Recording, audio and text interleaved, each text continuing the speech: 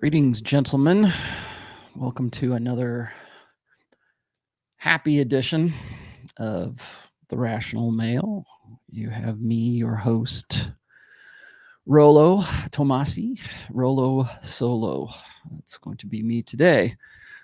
First thing I need to do is apologize for the background noise you're undoubtedly going to hear because there's some asshats outside who've decided that today this is the day they wanted to go like concrete or some other crap today. So if you hear crap going on in the background, that's why.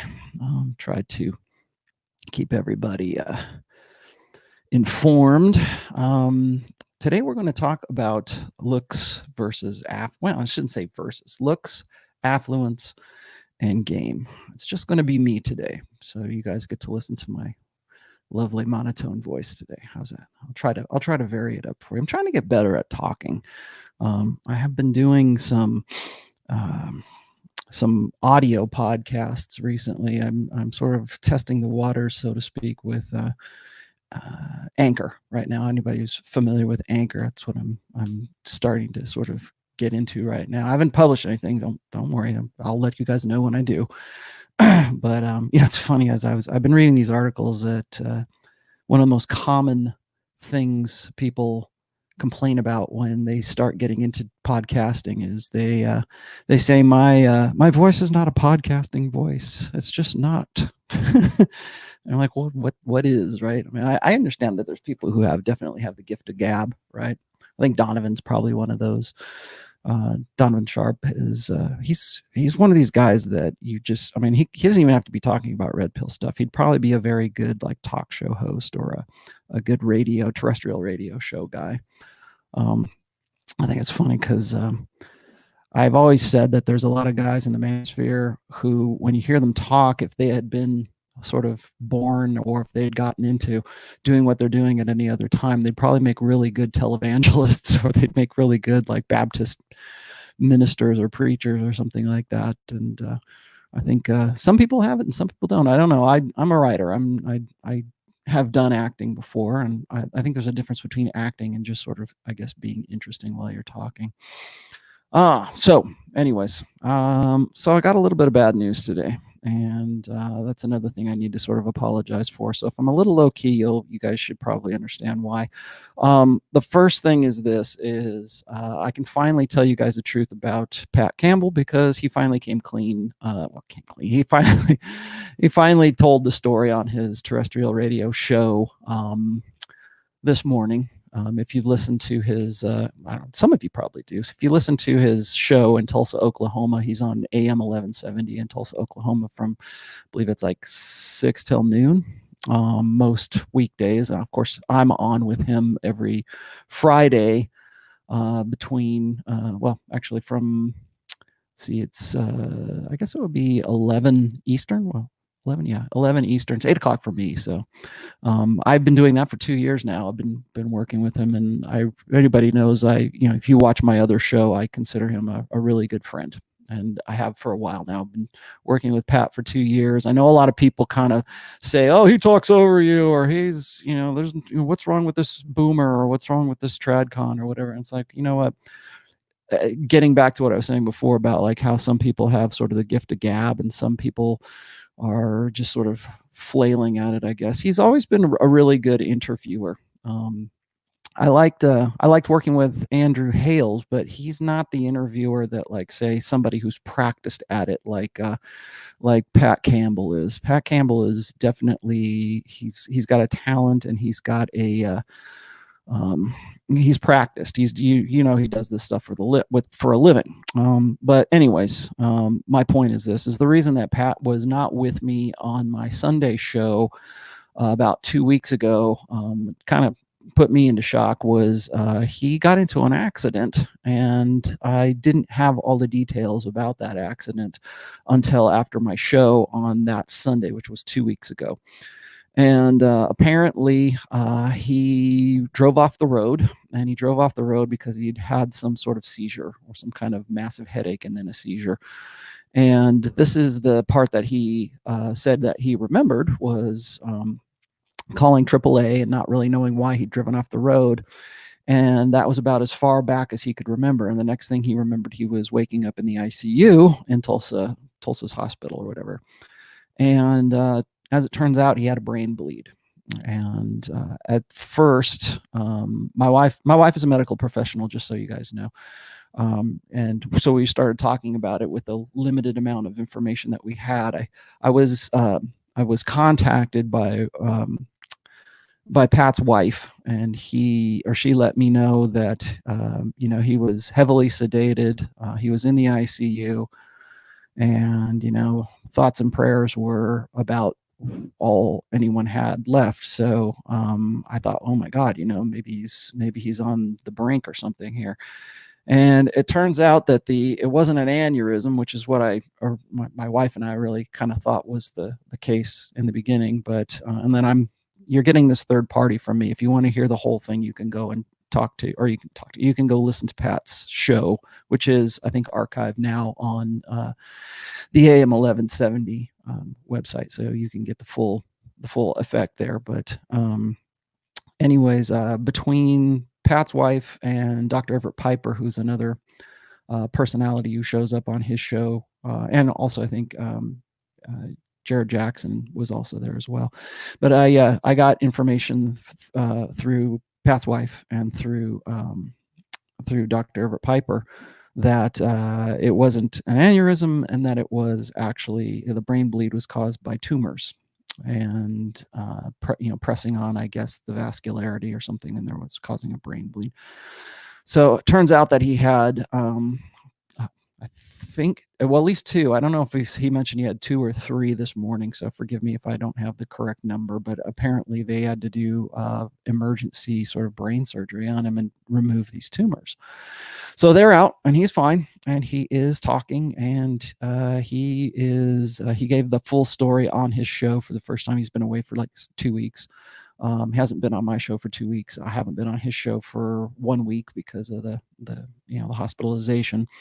So if you guys want to go and listen to the whole story, and I suggest you do, go check out the AM 1170 Pat Campbell show archives, and you'll get the full report for that. So, but in the interest of, I wasn't trying to play cagey or anything like that, but in the interest of his privacy and everything else, I didn't really want to say anything. So, but now you know. And I don't know what the future plans will be for being on my show. I hope he'll be coming back. I think he probably will, and don't have any reason to believe why he wouldn't. But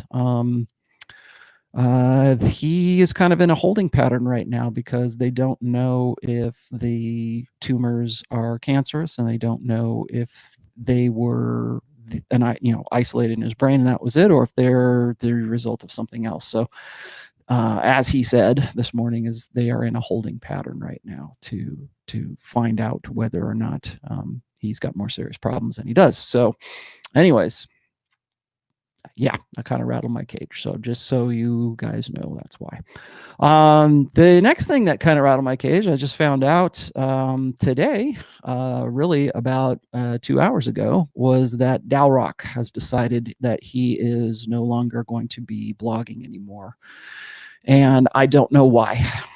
He and I are also pretty good friends. I've known Dal'rok for almost 11 years now. I think I knew him like right before he started his blog, which is 10 years old. He'd started, I think, in 2010. I started mine in 2011. So he has decided that he either wants to take a permanent break or whatever.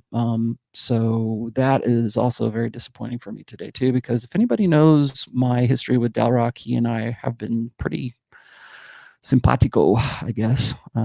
So I don't know what the future of his blog really is. Now, if you read his most recent post, I'm just going to just sort of paraphrase what he said.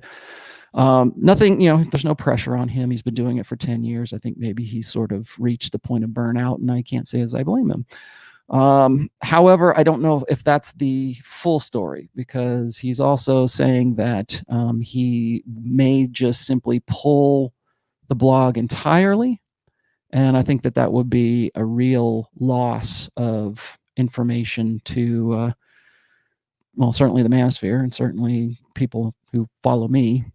As you know, I'm still working on book 4 right now, and I have quoted Dal quite a bit. And in fact, he's in the acknowledgments, and now I'm not really sure what to do about those acknowledgments. So, I mean, he'll still be in the acknowledgments, of course. Actually, Dal has been in all of my books. He's been acknowledged in all of my books, and he's a private guy. I've tried on several occasions to get him to be a guest on this show and to talk with him, and he's turned me down on all times. I also should mention this is that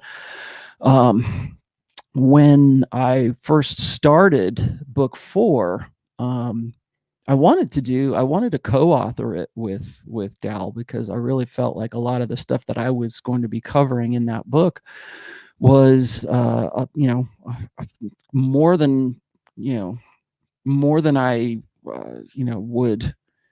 would be comfortable in admitting. I mean, the guy is he is a force, I guess, sort of in the what we call the Christo red pill, right? I mean, he's always been a Christian guy, and has sort of applied red pill principles and really, I mean, he's never been a pickup artist or anything like that. And I've always been a participant in his commentary. I think probably his blog, I have been the most active of any forum or blog other than maybe So Suave, of really any blogs. I'm wondering really right now, don't take this the wrong way. I'm not going to be deleting my blog anytime soon, but I'm wondering if we haven't sort of moved past blogs as a medium right now.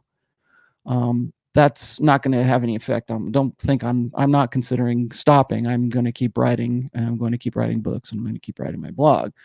But that said, I had to actually, I think I talked about this with Ryan Stone not too long ago about how maybe we've moved past the web log or the blog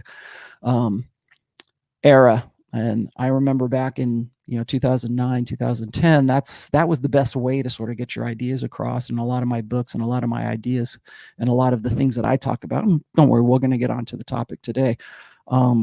A lot of the topics that I talk about were developed from conversations and debates, and really, just me thinking and putting out an idea and connecting dots and saying, hey, check this out. What do you think of this? Let's discuss this. And I really liked doing, I should say, I really like the forum. I really like the SOSOF forum, because you kind of had this back and forth, and it was anybody who wanted to participate could. And so you're bouncing ideas off, and it was really a marketplace of ideas. And I think like blogs ended up becoming an extension of that marketplace of ideas. But I'm wondering right now if we haven't sort of moved past that, if we're not beyond blogs right now. I don't see too many people doing their blogs. If you guys have ever followed Illimitable Man, I'm still wondering why anybody finds him at all relevant, because he hasn't put out any new material or hasn't done a new blog post since August of 2017. So we're talking about almost, coming up on anyway, 2.5 years, basically 2.5 years, without any any new material on there. Also, a lot of people who have blogs, I think, are really sort of backing up off of them, because I think maybe there's just more efficient ways to get your ideas out, like what I'm doing right now, right? I mean, I didn't start out as a YouTube guy. I just did this because people wanted to, I think it's a little bit easier for people to kind of digest things if I'm here talking to you. Why else would I go and do a podcast, like an audio podcast? That's another thing, is everybody keeps asking me, says, Rollo, can you just read your most recent post and put it in an audio format so I can listen to you, like, tell me what it's all about? And I don't know, man. I'll do it. I get it. I get why people want that sort of convenience, and maybe it's not convenience. Maybe it's just the way that people really digest things better, or it helps people think about things a little bit better. But I'm wondering if we haven't moved around blogs, if we're not done with blogs. And here's the other thing. I'm looking in the chat here as well. It's just like what Rollo and Donovan, you're trying to find ways around getting demonetized. I don't do this for the money. I'll be straight up honest with you. I don't think I've made more than what $1,500 in a month off of my YouTube channel. I've never monetized my blog. I not a month goes by that I'm not asked if I wouldn't mind putting an ad or something else on the sidebar, but I've always turned down monetization. I don't do AdSense. I've never done AdSense on my blog. I have a, it's not a free account. I pay for the Rational Mail. I pay a yearly fee for the business hosting, I guess, for WordPress for my blog. And yeah, people can still take that away for sure, but I don't know. I'm wondering really if people get demonetized right now, if I get demonetized, I mean, I don't think Donovan will take it lying down. I think he's already trying to start his own platform and get his own, hosting and stuff going. And I can do that. Anybody can go, and you could really start your own hosting if you really wanted to do streaming video. You're just not going to see any money from it. You're not going to be able to, I mean, you might be able to leverage a few ads, or you might be able to do affiliate marketing or something like that. I get it, but you're not going to, you're not going to have ads. You're not going to be making the content. There's no show in town that is exactly like YouTube is right now. I mean, with the convenience and the ease with which you can, turn a buck off of it. And a lot of people have done that. They've decided that they're going to make YouTube their profession, right? They're gonna be the next Steven Crowder or the next Dave Rubin or whatever else. And great, that's I wish you the best. But I think what's going to be interesting in the future coming up here is the guys who are really committed to the red pill, the guys who are really committed to the message, the guys who've been in the, I've been doing this really since 2002, 2001, 2002, somewhere in there. And that's when I consider myself, I consider myself starting was back on SoSuave. You can go, you can still go read my old stuff. But I think what's going to happen, and I mentioned this back in 2018. I don't see why everybody thinks this is some shock, but I said this. I said, we're going to, the storm is coming, man, and the storm is here. We're now in the 2020 election cycle, and yeah, people are going to get deplatformed. I remember when Alex Grace was talking shit about me and talking shit about the red pill and everything else, and he just didn't want to be part of the red pill anymore. And the reason for that is because he was happy to be considered red pill when he could turn a buck, but as soon as he got deplatformed and demonetized, where is he now? What's he doing now? Does anybody know? Does anybody care? No, because that was his vocation. It wasn't what he really felt was his sort of calling, I guess. But, I think going forward, we're going to see who's a real player, who really cares about what it is that they're doing, and who is in it just because they went to some seminar and they said, here's how you get rich online really quick. Here's how you build a brand of me. And that's exactly what I said back in 2018 at the State of the Manosphere address, and as well as more than a few Red Men groups. And lo and behold, look what's happening. It's exactly what I said. And it's not like I'm some fucking prophet or anything like that. It's because I see the writing on the wall. I know it doesn't take a rocket scientist to figure this shit out. And I remember this because back in the day, back in the early 2000s, that was the thing. Is like, if you want to know why I named myself Rollo Tomassi, the guy who gets away with his crimes, is because it's still a crime. It's a crime to talk about the stuff that we talk about. It's still a crime. Like, you can get deplatformed and depersoned, and cancel culture is alive and well. And guess what? You know who the easiest people to cancel are? Guys who are like talking about red pill stuff. Because everybody goes, yeah, good, get rid of them, hooray. Oh, good, Dal'rok's gone. I will guarantee you there is more than a few pastors right now are going, oh, good, finally that guy's gone.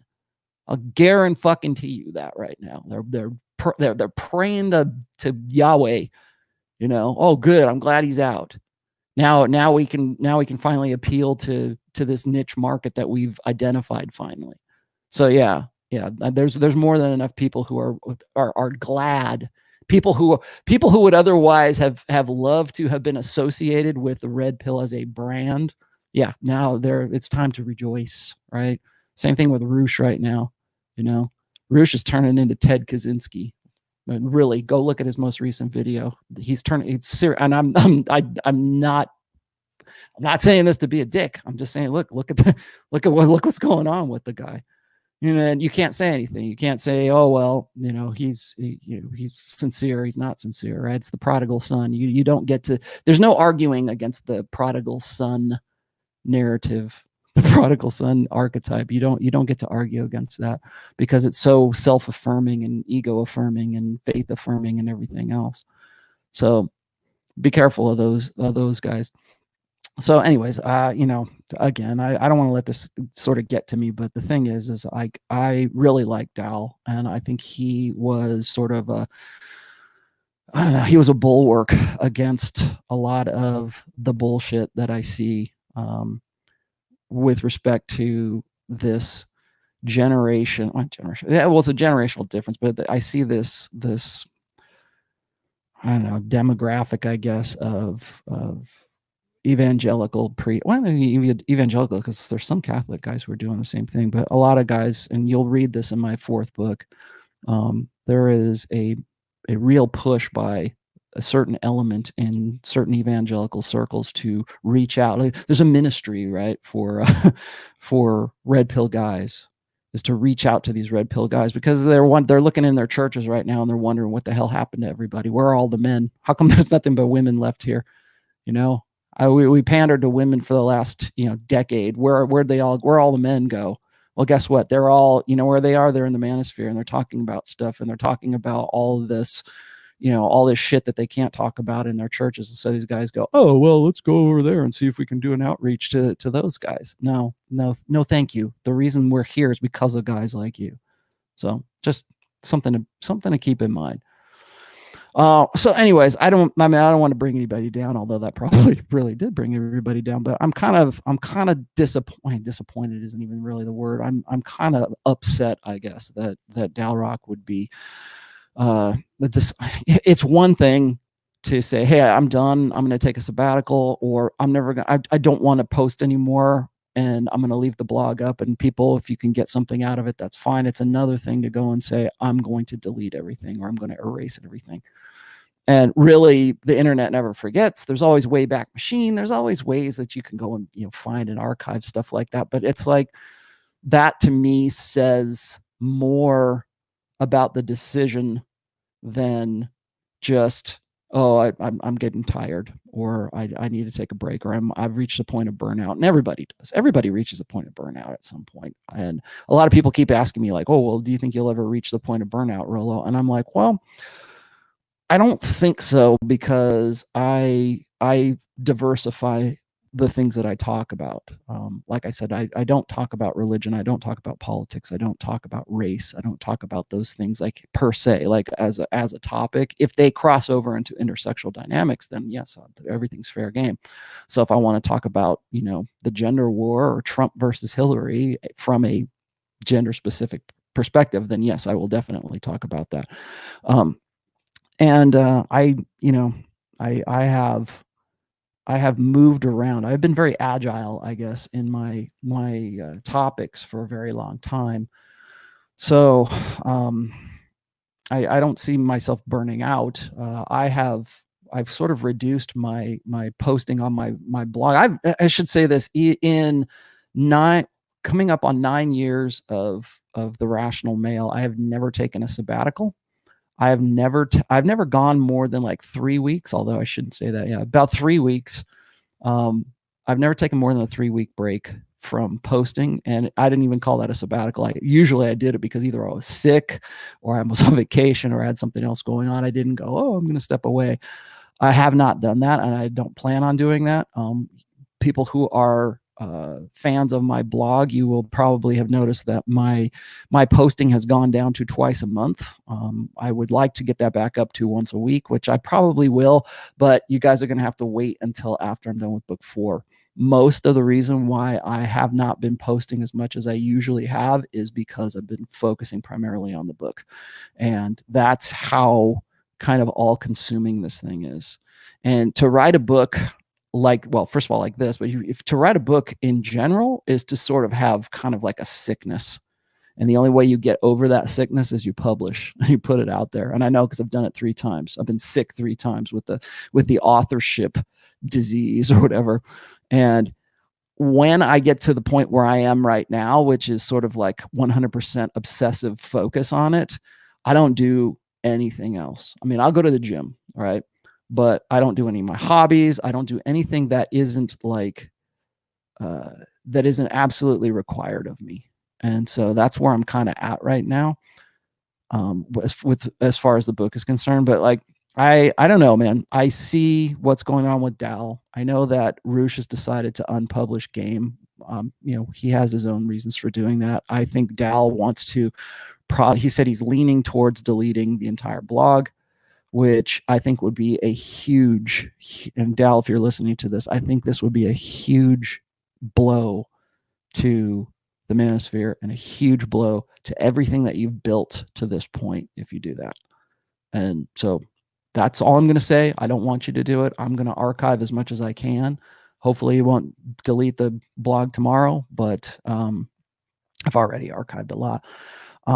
But I wouldn't, try to recreate, Dal'rok's blog, but he's the only one who is doing this. He's the only guy out there who does this kind of stuff, who talks about what he does.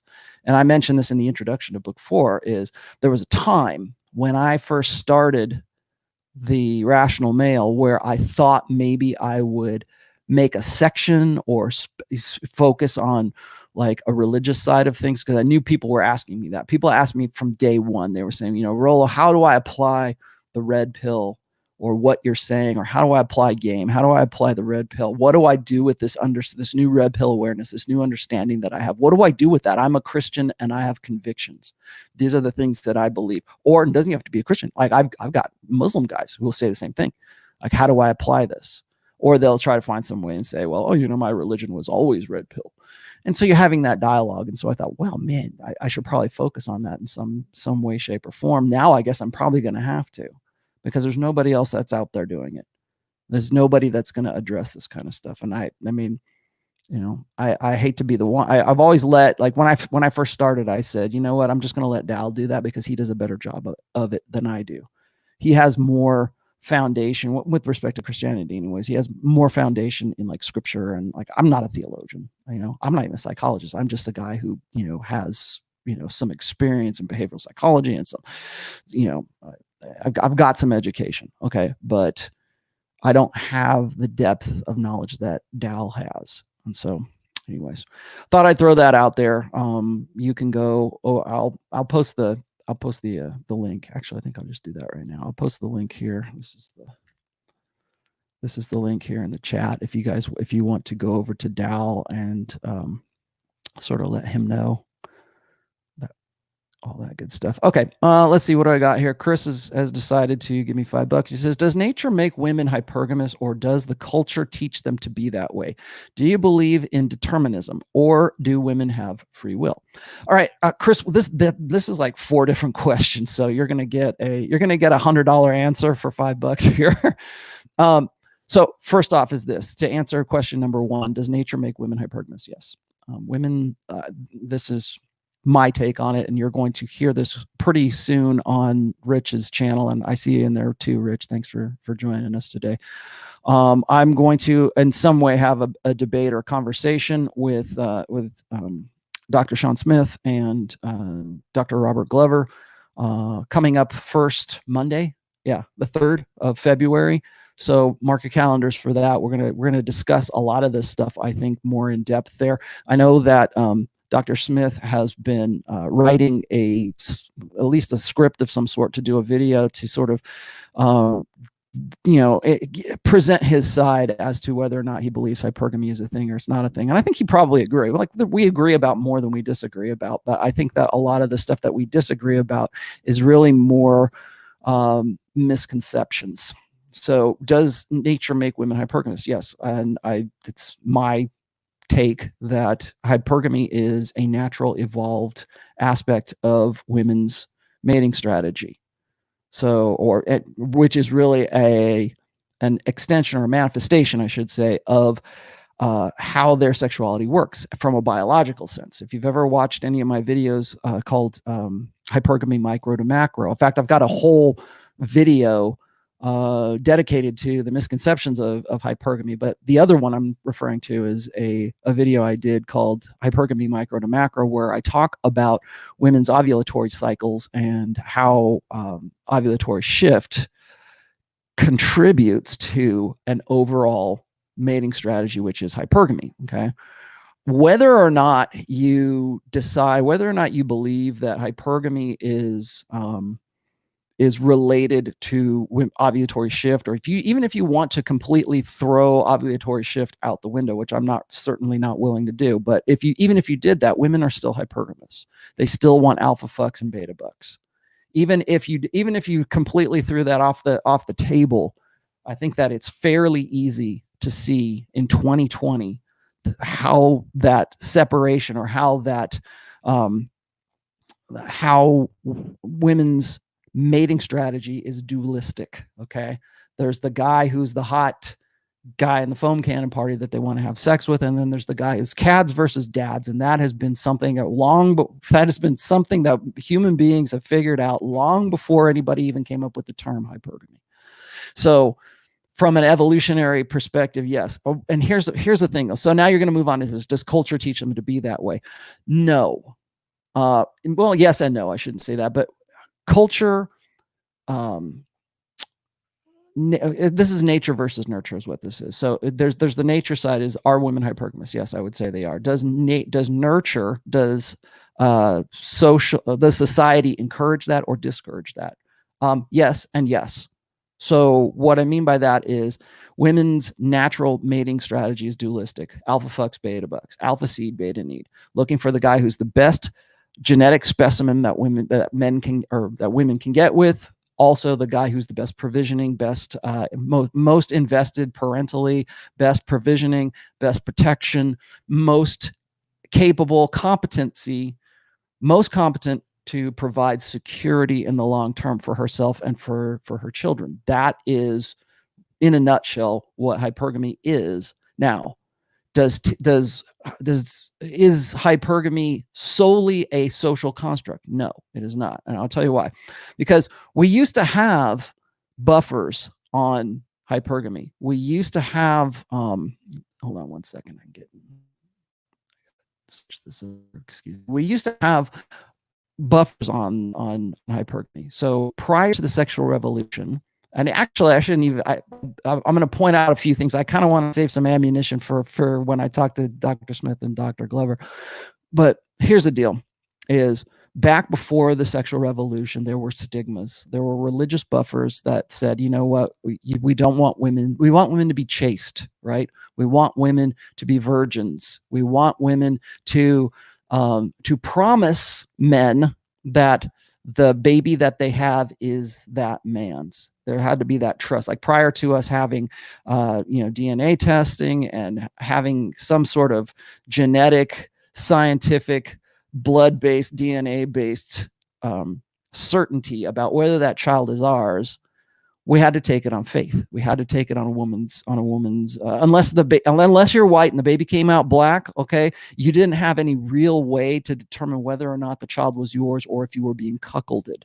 And so but we had, so what we did, we needed social buffers for that. We needed to find ways to hold women's feet to the fire. If men's mating strategy is unlimited access to unlimited sexuality. Don't believe me? Go look and see why pornography is such a big deal right now. Okay. Now, does that mean every guy is just walking around with a hard on? No, because he's learned to control his sexual nature. We teach little boys that from the very beginning. You know, Johnny, you can't walk around with a hard on. Johnny, you can't do that. Johnny, you've got to respect women. Johnny, you've got to be more like a woman. Johnny, you've got to do these things and keep yourself under control. We do that for guys because we understand one thing, that men's sexual nature is always on. It's always on, always ready to go, because that was what was necessary for reproduction back in the day, back in our ancestral past. So what do we do as a social group, we teach men to keep that under control. We're supposed to anyways. That's a whole nother topic, and I can really dig into that, but go look at the video about hypergamy. So we teach guys that, but we do not teach women that. We don't teach them that anymore.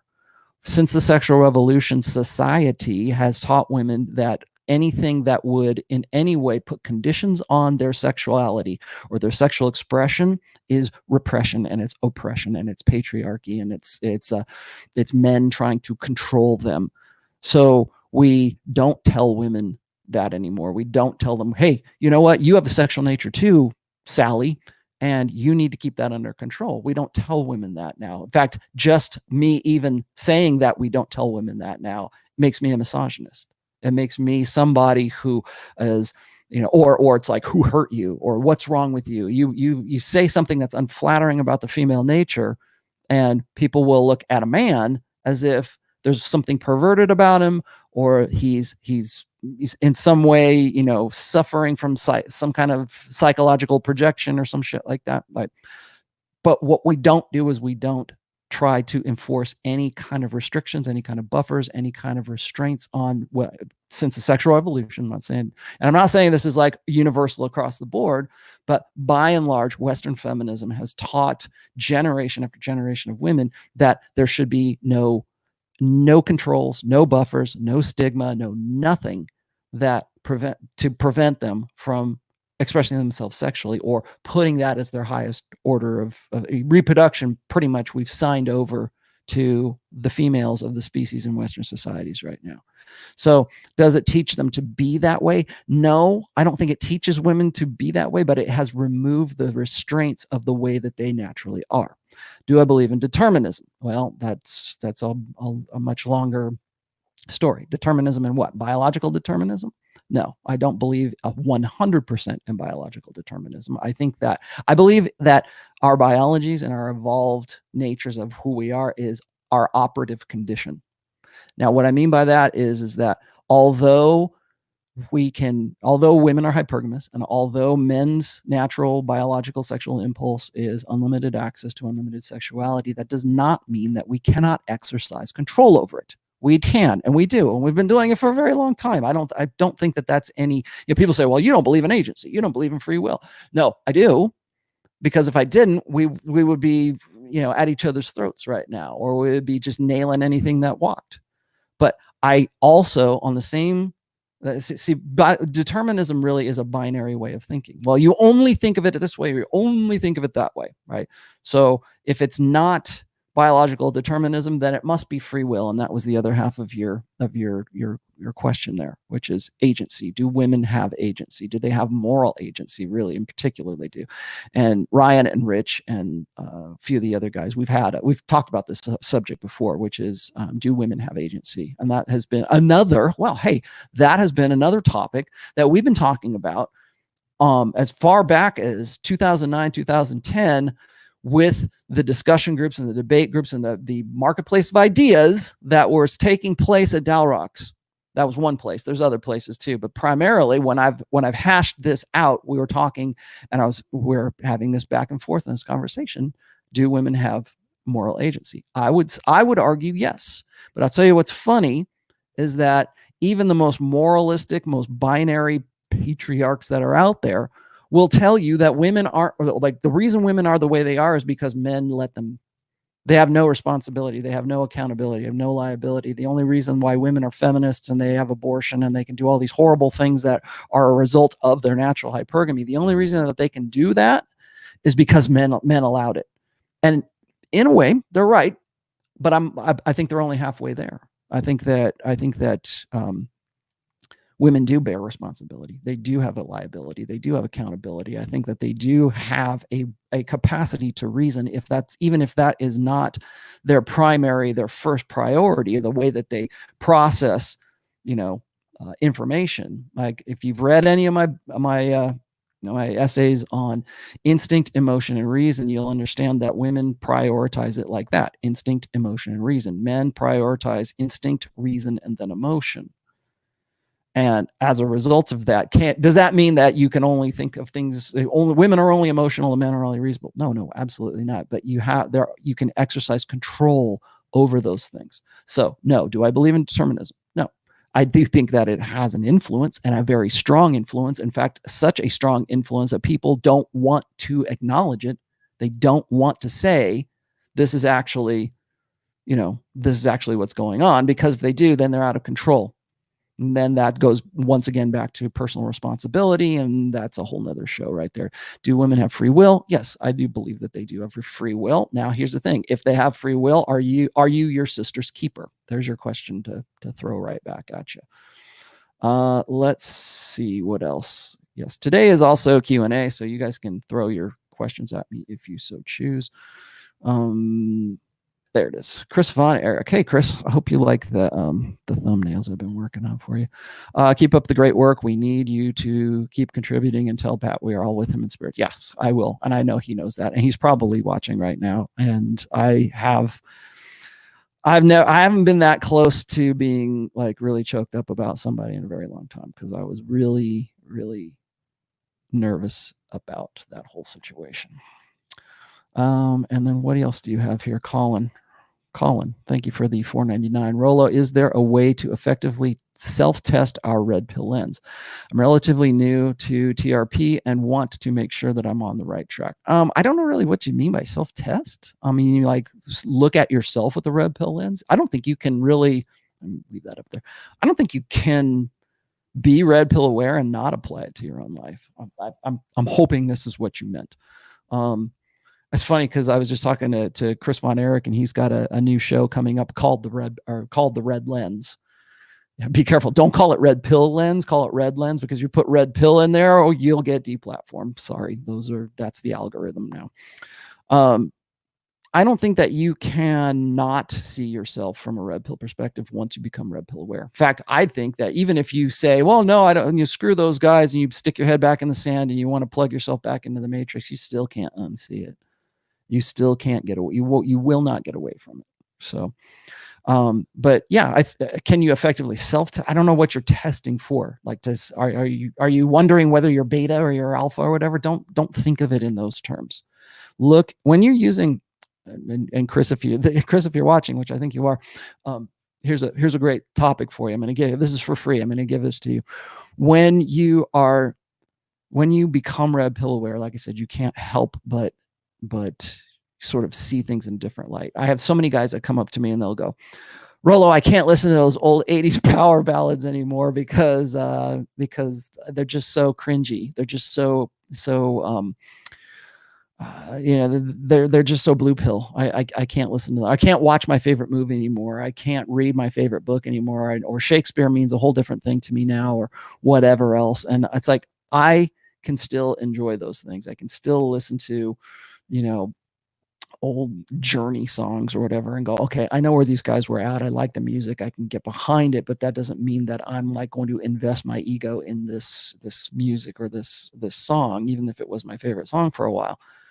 So you have to be able to sort of make that, separate the red pill lens from like the stuff that I'm not saying don't enjoy music or don't enjoy a movie or something like that. Please do. But I think what's funny is like people can't get away from it now. You can't turn back.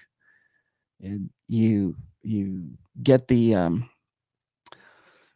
don't want to say it doesn't really contribute to nihilism so much as it sort of wakes you up to the things that you were when you were still blue pill. And I think that's I think maybe that's what you're getting at right now. Don't deny yourself the experience of sort of the insight, the red pill insight of seeing like what you did, how you came to become the person you are, because you based your decisions and you based your lifestyle on blue pill concepts that somebody else might have put in your brain.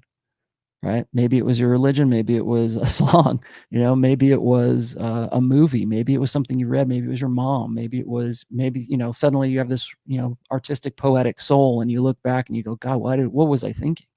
I didn't write much when I was a kid. But I think right around when I was 18 or 19, I kept a journal for like maybe 6 months, and it's so cringy to go back and read your old work or the old stuff the old way that you used to think about things, and you go, man, I was really a chump back then. And it's one thing to do that when you're like, say, 30 years old and you're looking back like 10 or 20 years.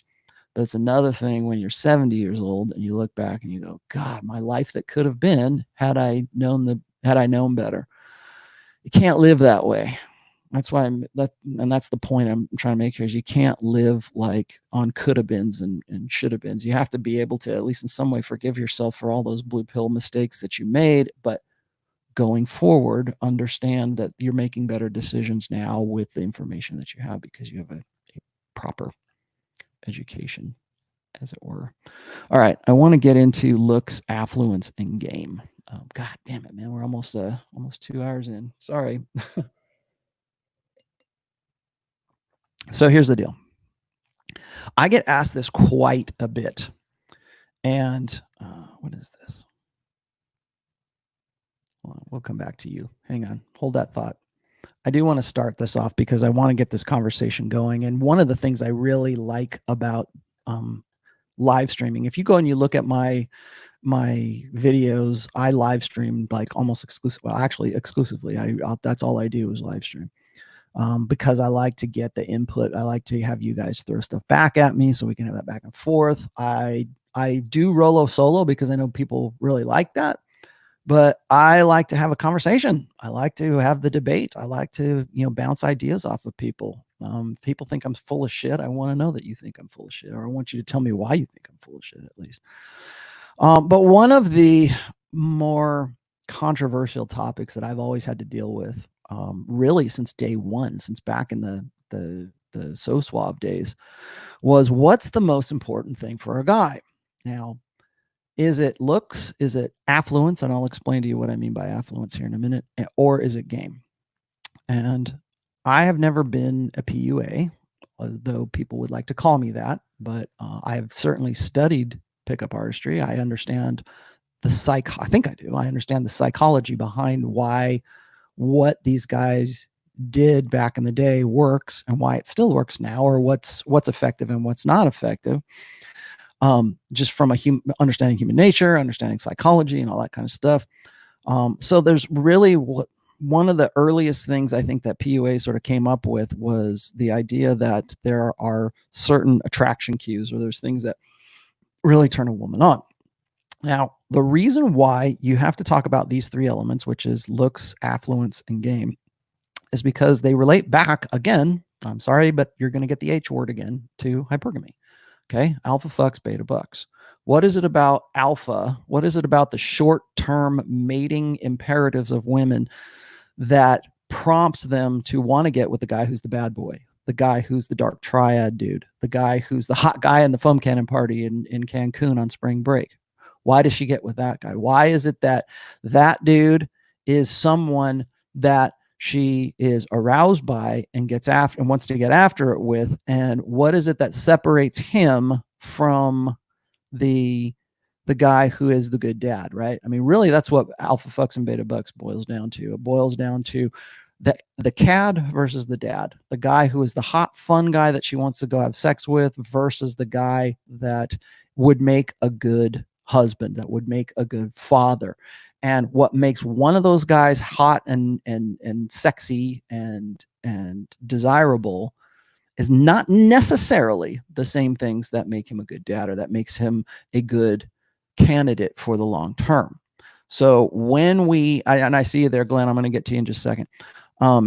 When we consider alpha seed versus beta need, alpha fucks, beta bucks, we have to sort of comprehend what it is about those guys that make them attractive or make them arousing. Now, that's the other part I need to get to here before I start talking about those. I've been asked this before, and I'm going to give you the clarification for it right now. People need, if you are red pill aware, if you are in any way, reading my work, you probably already know this, but I'll just throw it out there again. There's a difference between arousal and attraction. Arousal is alpha fucks. Attraction is beta bucks. So when guys, deductively, logically want to figure out, how do I get a girl to like me? How do I go from being a virgin to having a girlfriend that I can have semi-regular sex with? When guys have been doing this forever, man. I can remember being in junior high school and saying, what is it that girls really want? I as far back as the early 80s, I remember those questions, because that's that's men's nature. We're problem solvers. The problem in this case, and I've said this before, is the reproductive problem. How do I go from being sexless to being sexful, sexual, whatever? Right? How do you do that? Well, our male deductive brains say, women have sex, the sex that I want. How do I get to that sex? Well, I got to ask them. Plus, I've got to do what they say. Plus, identify with them, do the things that they want me to do, and then that's going to equal me getting sex. Now, that is man's a boy's deductive brain saying, how can I solve that problem? Well, it makes sense, right? You go straight to the horse's mouth, right? You got to find out what is it that women want. And so what is it that women say? Well, first of all, women don't ever want to say, I want that hot guy. I want that sexy fireman, because that doesn't sound right. At least not there in the moment. They'll do it, and it's under conditions of anonymity and things like that. That yes, they'll go ahead and do that. Then maybe they'll change their minds about that. So, okay, I'm gonna take a quick break here. Glenn Lawrence says, your thoughts on the Bible says, husbands, love your wives as Christ loved the church, referring to unconditional and only giving wives the commandment of respecting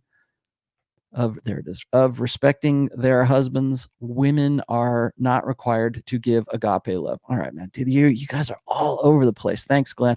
And Glenn, yes, I did get your audio, just so you know. I'm listening to it again. I've had a lot on my plate this last week, so I will get around to you. So here's the deal. First off, I'm not an adherent of the idea that there are different kinds of loves. Okay. I know that might sound shocking, but I know that we talk about like agape love or erotic love or this kind of love or whatever. That again is, I think, trying to pigeonhole different manifestations of what love actually is. Now, if you've read anything about what I talk about when it comes to love, men and women have differing concepts of love. Okay. Men tend to be more idealistic. Women tend to be more opportunistic with who it is they will allow themselves to make emotional investments in.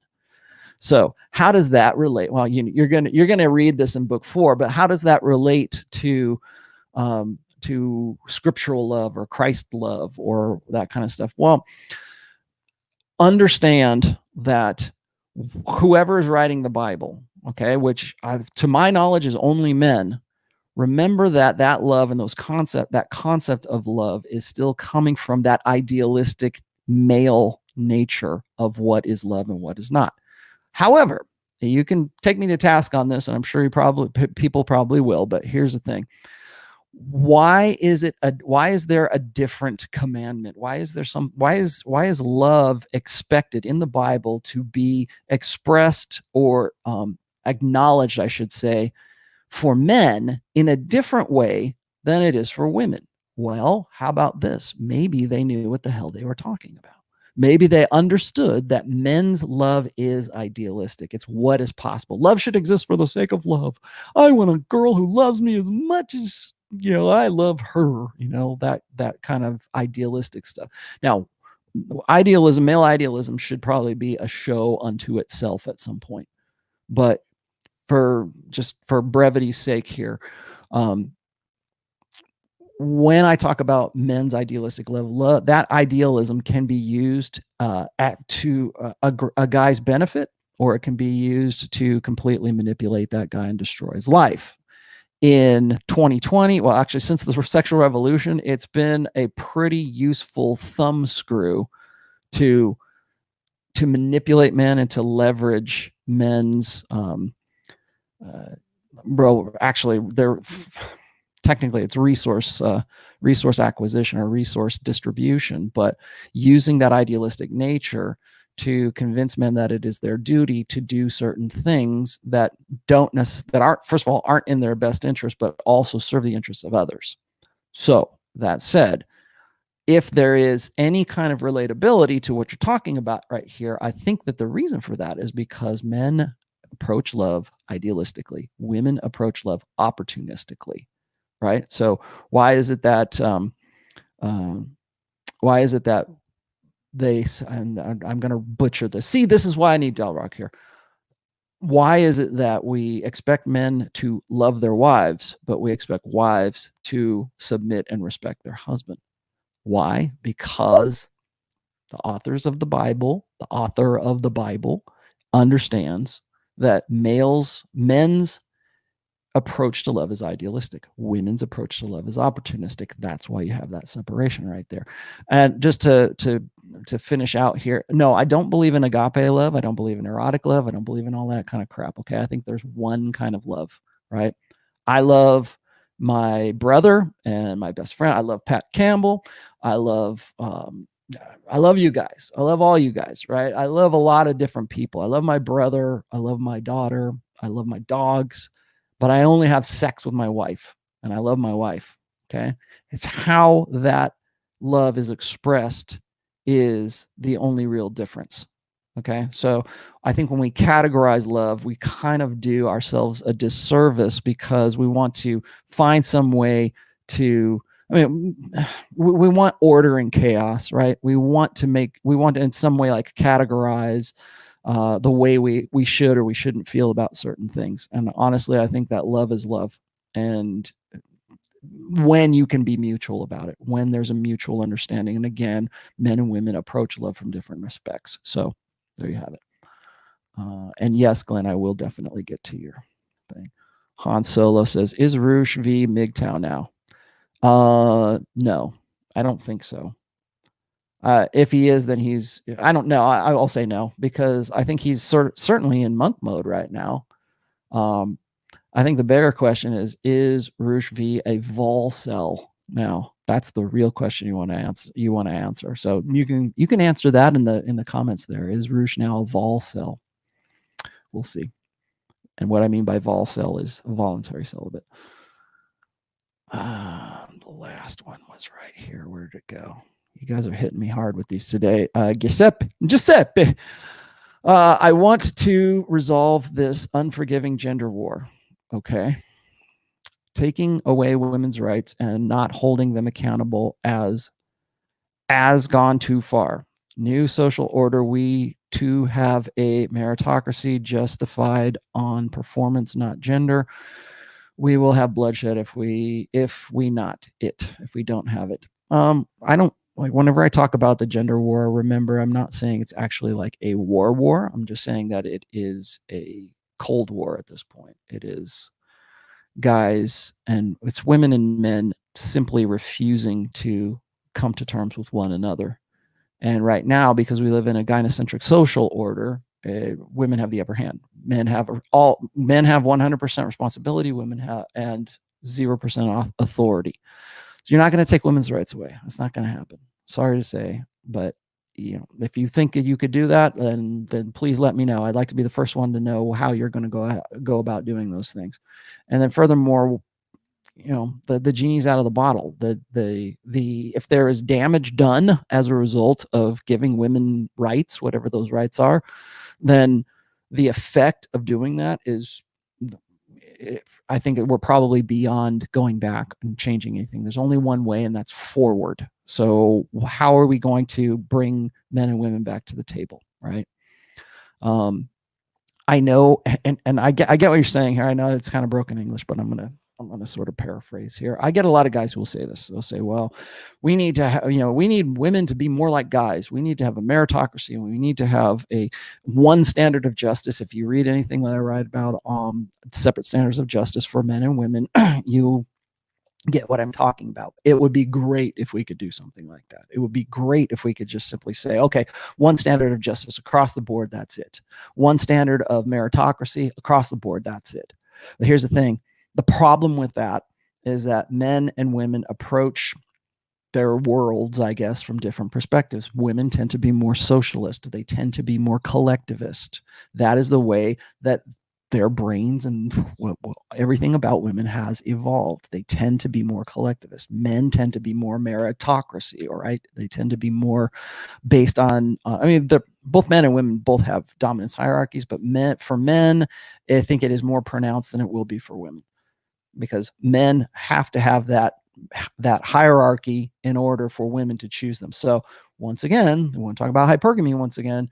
Here, you want to know why we're at where we're at right now is because women are innately hypergamous, and that's what they do to sort of judge and, assess the character or the viability or the value of that guy.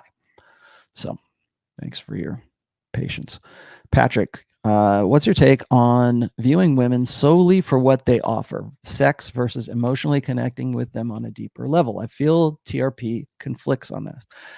I think it depends on what you consider the red pill, or what you could like.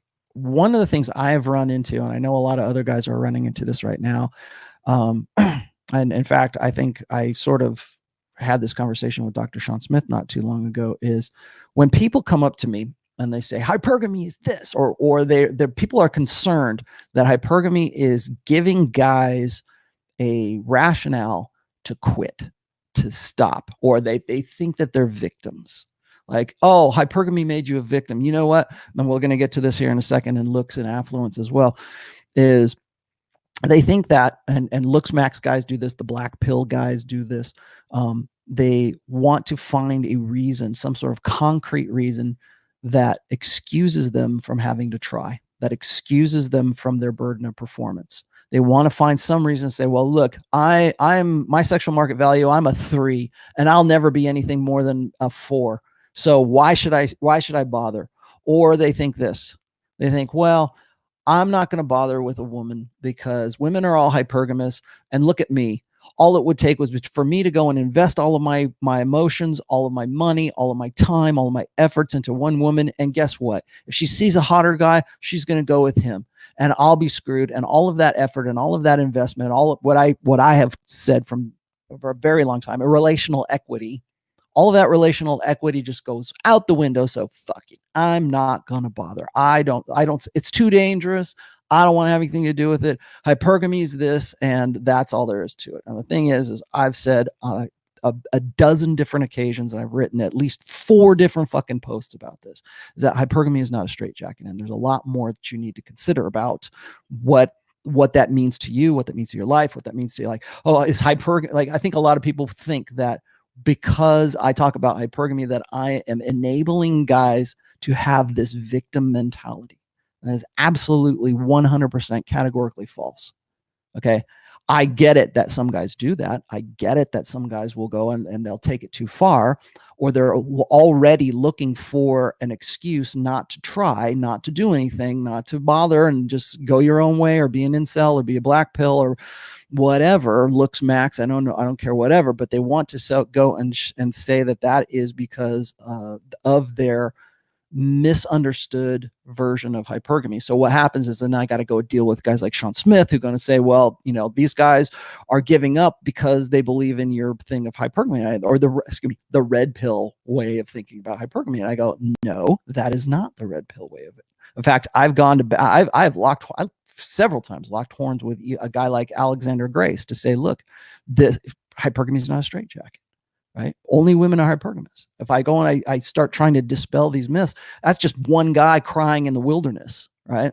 It doesn't matter, because everybody now thinks that MGTOW is red pill. And so when a MGTOW guy goes, fuck it, hypergamy, nope, not going to do it, hypergamy. When I see that, I go, okay, well, that's the MGTOW incel black pill way of interpreting that. That's not my interpretation. That's not as far as I'm concerned, that's not the red pill interpretation either. But they see that and they go, you guys, not me, not you guys. Okay. So just for sake of argument here, hear me out, is that I think a lot of the things, especially the worst aspects of what a lot of that demographic, the MGTOW demographic, the black pill demographic. I mean, what's the difference between a MGTOW, an incel, and a guy who's black pill? There's a lot. There's actually quite a bit. but everybody's throwing them all into the same category, and they don't care what that category is.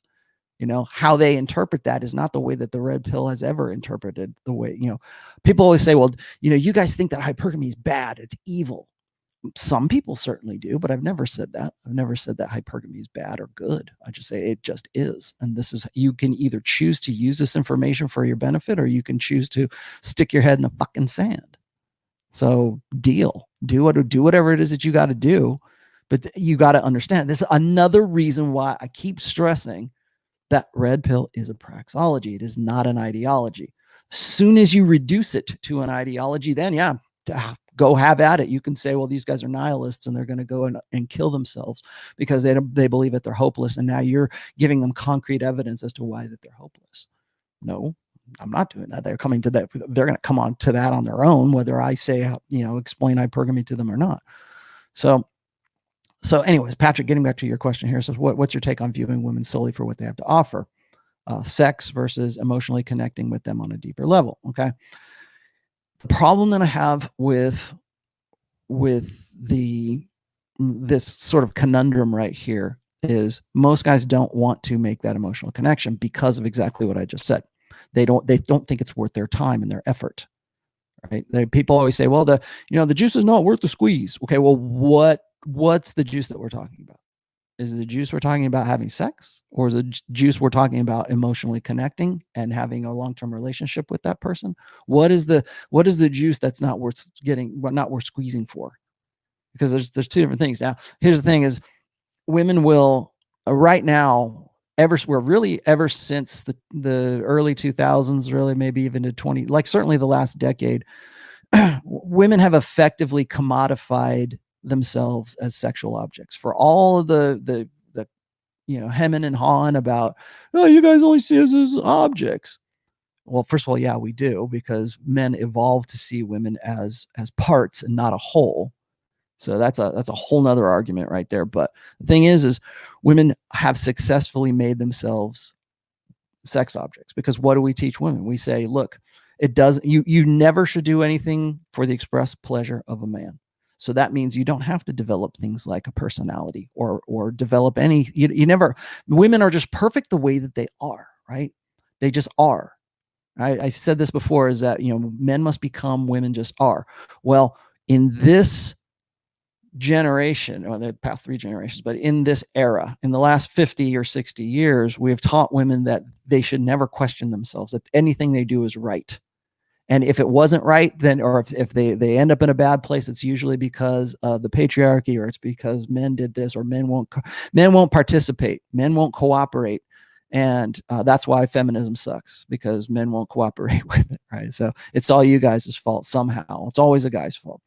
But what happens is women then take that to heart and they go, you know what? I'm perfect as I am. I don't have to think about those things. I can accept myself as being fat. I can accept myself as being a bitch. I can accept and really with pride, I can accept myself as being all of these things without ever being burdened with insight. And I never have to worry about those things anymore. So what do I have left? What do women have left? The only agency that they really have with men is their sexuality. And women know this. They know that that's the only thing that they have going for them. You want to know how I know that is because the minute you go and you make any kind of standards for a woman, the minute you go and say, the minute like Rich Cooper or Alexander Cortez or anybody else for that matter makes a list of the things that would make for a good, feminine, beautiful woman that would be in some way qualifying for his investment in the long term, make the shortest list you can think of, like make it 6 long. That'll make the evening news. People will lose their minds. I can't believe any man would actually have a standard for something. What men have standards? What world do we live in? But so women should never have to worry about standards, right? They never have to think about anything. They never have to think about. And I'm exaggerating here. Okay. So bear with me. This is an illustration. This is an example. So we're fantasizing here. Okay. But women never have to worry about the things that would make them a better person to emotionally connect with in the first place. They don't have to work on personality. They don't have to work on, being better looking. All of the things, all of those standards, those horrible, horrible standards that men make for them, all of those things you don't have to. Women are and I hate to use this, but I'm going to say it anyways. When women get upset about the idea that we're going to make women great again, or that like Anthony the Spurg Johnson is going to make women great again, what's the first thing out of women's mouths when they hear that? They lose their minds. What do you mean? We've always been great. Based on what criteria? Going back to the meritocracy thing again, what is it that makes you great? We just are. Okay, well, that pretty much backs up everything I've ever said about how men must become and women just are. It also goes back to what I talked about with respect to respect, right? Women get a default respect just for having a vagina. Men have to earn it. They have to become respectable. Women are by default respectable. Again, something that we have to consider. But what's left? If women don't have to do a damn thing, then what incentive do they have to be better people? What incentive do they have to be somebody with whom a man would want to make an emotional connection with?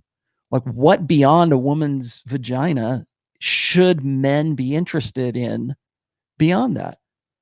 Even women can't answer that. And you know why they can't answer that? Because they're too busy on Instagram showing your premium Snapchats of their ass and their tits.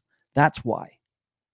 So what is it that people say, well, you should learn to cook. What woman knows how to cook today? And certainly, I'll tell you the other thing is, and God damn it, Dal'rok, I'm going to quote you again here. I can remember, it was this Christmas and the Christmas before that, we were talking about Jessica Valenti, who is a noted feminist who I think she still writes for The Guardian, but she is just this rabid, frothing at the mouth feminist.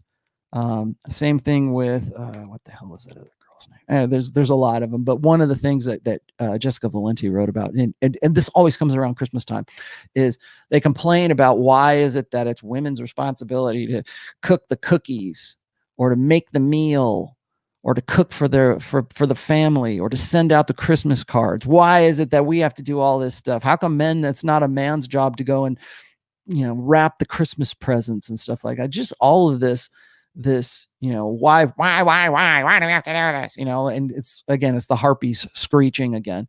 But the basis of that is because those actions are things that would make them somebody that maybe you would want to have an emotional connection with. What cooking for somebody? Cooking for someone is an act of love. You think about it. It's, I care about your survival. I made you this great food. Everybody eats, but you know what? I made you this really great, shepherd's pie. My wife makes good shepherd's pie. I made you this meal, or I cooked for the family, and that is an expression of love. And you know what? Women understand that. Women know that the things that they do that are like domestic, like with women's work, the work that we think of as being women's work, a lot of those, not all of them, but a lot of those are what we would consider like labors of love or expressions of love. To go and make someone food is certainly, it used to be anyways. I don't know if maybe people still consider it that way, but Dal'rok was talking about that as well. He said, if you look at how feminists really like dyed in the wool, hardcore, self-identifying feminists look at things like cooking. And that's funny because that's one of the first things that like guys, when they make a list of standards or things that women ought to be doing, when they talk about those things, that is the first thing on the list. I need a woman who can cook. Go make me a sandwich. Why is it? Oh, here's a good one. Why is it that when some horrible chauvinistic misogynist says, bitch, go get in the kitchen and make me a sandwich? Why is that an insult? Why would going to the kitchen and making that guy a sandwich be an insult to the strong, independent woman? Well, people say, well, that's the 1950s stereotype, right? June Cleaver, get in there, bitch, and make me a sandwich. No, what that is it is saying you should love me, and because you love me, you should you should do something for not only my pleasure, because I like sandwiches, but also it's for my enduring survival, which is here's the food. Now you might think, oh, well, Rollo's really making a stretch here. Okay. Now here's the thing is cooking food, preparing food, killing and bringing food back in, right, to the tribe, to the family. I mean, really, what was the old school basis for for eating? Everybody gets around. We all here. Everybody shares in the kill, right? We go like we're a pride of lions, right? Everybody gets a bite, right? The female lions go here. The male lions get the lion's share, and the cubs get these, right? And so it's like this gathering kind of thing where we're all gonna, for the altruistic benefit of the pack, the pride, the tribe, whatever it is, we're all going to come together at the dinner table and we're all going to share in this kill. I'll think about it in terms of like Thanksgiving dinner. So those are demonstrations of love. I've told I think Rich, I think I told you this. I know Rich is I hope Rich is still watching. One of the things I've always asked, like people say, well, how do you vet a woman? One of the things I've always said is, does she trust you with her life? But also, does she want to feed you? Does she want to go against what her programming, her feminist programming, would otherwise convince her was beneath her? And does she do those things reflexively? Does she think about does she not concern herself with worrying how she's going to look to the sisterhood by doing things that expressly please you as a guy? So I think, and Pat, I'm sure that's like a really long-winded way of answering your question, but so what should you focus on, right? What's the take on viewing women solely for what they offer sex? I don't think that you should just look at a woman just based on, okay, I want to fuck her and that's it. No. I think that if you are going to have, I think it sort of depends on where you are as a guy at that time, but you still, even the women that you even plates that you're spinning, you still have, you're not going to have sex with a girl and feel absolutely nothing. I mean, unless you're, and even I would say it's funny because you'll see this happen occasionally, is guys will fall in love with the hookers that they bang, right? That's the whole basis of Pretty Woman, right? It's a guy who's supposed to, like, it's supposed to be a service. Like, she comes in, she blows me, and she gets out, right? It wasn't you don't pay her for the sex, you pay her to leave. And so even in those situations, like if guys can like develop feelings for or anthropomorphize their sex dolls, how do you think that like having sex with a real human being is going to work? So there's still going to be some, I don't say emotional connection, but there's still a person to person connection with somebody that you're knocking it out with. So, and I'm not saying that you can't have like men, probably better than women, can separate the sex act from having emotional investments. Dealing with somebody or being emotionally invested in that person is by order of degree. So like in my lifetime, I've had 4 fuck buddies. Like I've had girls that I would just say, hey, come over. And she knows she knows why she's coming over, because she wants it too. And I want it as well. There's not even really emotional connection in there, but it's not like I was like for all of my fuck, but for all my friends with benefits, it's not like I didn't talk to them. It's not like I didn't like have conversations with them and actually wonder what their lives are about or anything like that. It's just that the nature of our relationship was primarily sexual. It wasn't like, oh, I'm going to go take you. Will you come home? Will you come to my house for Thanksgiving dinner so we can all share the kill? No. I think that guys should not just focus on only on sex, but there's a prioritization there.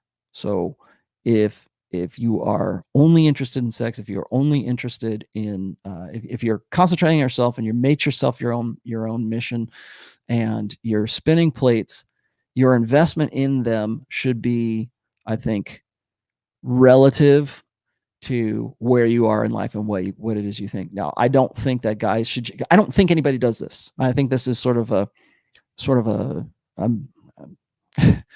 there's this Jewish word, the Yiddish word is called a Baba Misa. Baba Misa, I think is what it is, which means it's like bullshit, or it's a story that's meant to be true, that's supposed to be true, but it's not actually true. But we're supposed to think that it's true. It's called a Baba Misa. There you go. All my Jewish friends will know what I'm talking about. Yiddish will know what I'm talking about. But that's a Baba Misa, right? It's this idea that it should, like, guys can only think of women in 2 ways. They can be emotionally invested in them, or can they just bang them and be gone? And guys can do that, right? I mean, that's what pornography is. It's just a It's just a satisfying of that innate male mating strategy. So I don't think that anybody, I think guys can do it by a degree, but I don't think you can like isolate one or the other. And there's your $10 answer for your €5 question. And yes, I am going to get to the topic today. I apologize for not. What was this one? Sorry. Damn it, Sam. Thanks for keeping after these for me. Let's see. I don't know how to spell your or to pronounce your name, so it's like Eldo Wygen or some shit like that. It says, "Do you think a man can never be alpha if he's not good looking, and if not, should he play beta with money to get women?" Okay, good. I'm glad you finally. Thank you. You know what? I will answer your question. Here we go. Okay, so here's the deal. I'm going to talk about today. Actually, what else is this? One more. What books do you recommend for body language? I've just finished reading your post about body language. Go check out John from Modern Life Dating. He is occasional, actually he's quite a bit. He's on Rule Zero with us. Go look at his body language mastery course. There's your John, there's your endorsement. There's your plug, brother. I don't know about books. I'll tell you, actually I shouldn't say that. I do know some books. Go look up the work of Joe Navarro. He has a lot, and he's very technically oriented. It's not like, oh, girls will do this and guys will do this. No, he is a body language expert for the FBI. Go look up Joe Navarro's stuff. It's, I think he's got several books. One of them is called What Every Body Is Saying. And then he's got body language like encyclopedia or something like that. But go look up the work of Joe Navarro. He's got great stuff on body language and like subtle tells and things like that. You know what, Glenn, I will get to your question here real quick, but I do want to get back to this other one first. So, so can a man never be alpha if he's not good looking? No, here's the thing is as far as looks are concerned, looks tend to be all rooted in arousal. Okay, that is the alpha fuck side of things. That is getting your foot through the door. So there's a lot of schools of thought here, and I get rocks thrown at me from both sides of this argument. So I'm gonna say that here's your caveat. Okay, guys want to say looks are everything. There's the guys who are the looks maxers. Those are the guys that say, they'll point to all these studies, or they'll go and they'll say, what about Tinder? What about Tinder? What about Tinder? Right? Or they'll show you these experiments that they do where they get a hot guy with a 6-pack abs, and they pretend to be that guy, and then they pretend to be like a released felon, like, oh yeah, I killed 3 children, but it's okay. I'm actually a really nice guy. And of course women respond to that and they go, oh, he's really, really hot. I want to get with him. There's those experiments where guys will pretend to be this guy who's basically a 10 or 9 or a 10, and they show you, in black and white how women respond to guys who are good looking. And you know what? They're right. Women do. They absolutely respond to that. Does that make those guys alpha? Yes and no. It just depends on that guy. There are plenty of guys who are just as good looking as the best looking alpha that you know, and who are still very, very beta and still very, very blue. I should say beta. They're very blue pill. They're still stuck in this way of thinking about themselves. They're stuck in this way of understanding women's nature, or complete lack of understanding women's nature. I use this I realize this is an anecdote, but I'm going to use it anyways. I used to have a friend of mine. His name was Jake, and Jake was a model quality, good looking dude. He and this other guy, one of my old training partners, this guy, Dean, was another guy like this. But, so what Jake was is he was good looking enough that he didn't even have to run game. He was one of those guys who could go into a club or go into a bar or go wherever, and women would open him. And I know that most guys know that dude, right? They know the guy that women will come up to him and they will initiate, and they will talk to him because they want to fuck him. Okay. They want to have sex with that guy. And again, what is a woman thinking of in that moment? What is a woman thinking of when she is swiping through all these dozens and dozens of guys on Tinder? Tinder is Darwinism at its finest. Okay. And I think that this really threw like apps like Tinder, apps like Bumble really threw a lot of what old school blue pill guys thought about the nature of women when they saw those things. And so what do? They have to come up with these reasons as to why women aren't really like that. It's just those kinds of women. They're low quality. They're damaged. Why is it that only women want to get with guys who are incarcerated? With guys who are the hot guy in jail, and they will go out of their way to form a relationship with that guy. Why do they do that? Why do women want to do that? Well, there's a lot of evolutionary reasons for that, but the thing is that is all based, at least initially, that is all based on looks, and it is all based on primal, immediate, short-term, breeding imperative arousal. And that's why I say there's a difference between arousal and attraction. When you ask a woman, what is it that you want in a guy? The only thing she's ever going to say to you is attraction cues. I want a guy who's funny. I want a guy who loves his mom. I want a guy who likes puppies. I want a guy who has a job. I want a guy who's confident. I want a guy who's humorous. I want a guy who, and the on and on and on and on and on. Virtually every last one of those qualities that a woman will say what she's looking for in a guy, every single one of those will be something that would, first of all, sounds right? Well, what woman wouldn't want a guy like that? It sounds right, but it's also long-term provisioning cues. It's the beta buck side of hypergamy. So when you ask women what they want, they won't say, yeah, I want a hot guy that I can, jump on and he's got to have biceps out to here. He's got to have, he's got to have 6-pack abs and a V taper, and he's got to have a strong jawline and everything else.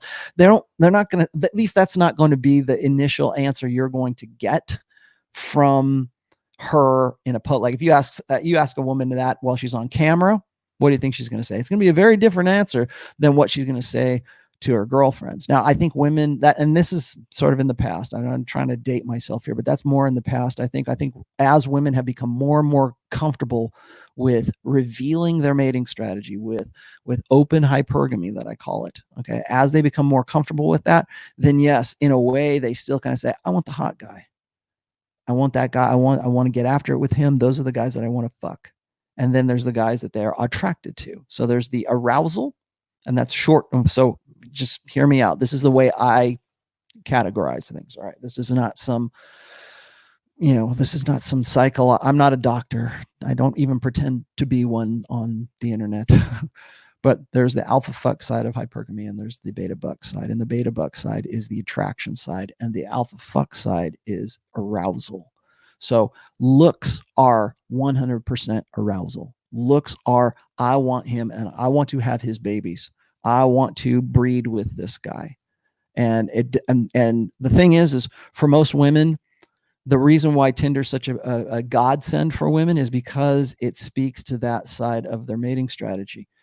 Really not unlike the way that pornography speaks to men's innate mating strategy, which is unlimited access to unlimited sexuality. So those are the two sides of that. And what happens is looks does not necessarily make you alpha. There is certainly what women expect of a certain look. So if I see a guy who's this really well-built swimmer's body, maybe has some muscle mass, has, V taper, 6-pack abs, everything, like looks, maybe it's a little bit more muscular than like a swimmer's body. You get a guy like that, and women just, they just get hot for that guy. They want that guy. They want to have sex with that guy. They want to have babies with that guy. Now, they're not going to say, oh, I want to breathe. No, women aren't thinking that. But they're thinking that that's arousing, and that's what's, as Royce has always said, that gives them the vagina tingles. So that's the arousal side of looks. But does that make that guy an alpha? Not necessarily. Probably, but not necessarily. Because what happens is when women see that guy, they expect a certain personality. They expect a certain way of that guy being. So when you see that guy who's, built maybe a little bit like a bodybuilder kind of guy, and you see him and he's wearing jeans and a t-shirt or whatever, and he's chopping wood or whatever, women have this idea that's an archetype. It's a stereotype. It's a character that's in their brains that they expect or they associate with that body type. So if you have that look and you're playing that character, and like I said before, I've played that character before. I'm gonna actually show you guys a video here in just a second, because I think this will probably help you guys out a little bit with respect to this. Looks are perception. So if you've got a guy who's really, he's wearing a t-shirt and his jeans and everything, he's built, you take that same guy and you put him in a pink tutu, or he's like The Rock. Why do we laugh at The Rock when he's like playing the Tooth Fairy? Why is it that guys who dress in drag, who are look masculine because they're built, because they look like what our instincts would expect a masculine alpha guy to look like? But what if he's dressed like that? What if he presents himself differently? What if he starts talking with a lisp? What if he's wearing a slingshot bikini? What if he's wearing eyeshadow? Is that guy still alpha? He's still good looking, still very good looking. Is he alpha? No, because there is that congruency that's there. There's an incongruency, I should say. So we're looking for that connection. Women are, and guys do this too, because we're looking for symmetry. We're looking for balance. Most human beings are good at pattern recognition. So does that good looking guy necessarily, just because he's good looking, does that mean his mindset is still in that alpha way of thinking? No, it's not. There still has to be congruency there. So that's that part of it. What else did you ask here? I'm sorry, I'm going to go back one more time. Okay, so, and then you asked me this as well, and we're going to get to this when I start covering affluence here. In affluence, a lot of guys tend to think that there is only one side or the other. And this is where I was going with this.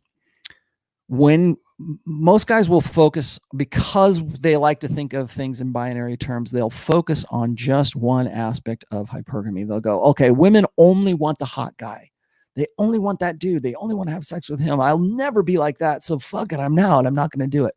Or they go, but women only ever want rich guys. Women only ever want guys who have a lot of money, because they'll focus on just the provisioning side of things. So instead of just women want the hot guy, but more so the ones that they want to breed with and they want to have long-term relationships with. Those are the guys who have lots of money and have a nice car, and they have, they've got resources that they're willing to share with me. Now I'm going to go evolutionary psychologist right here for a second.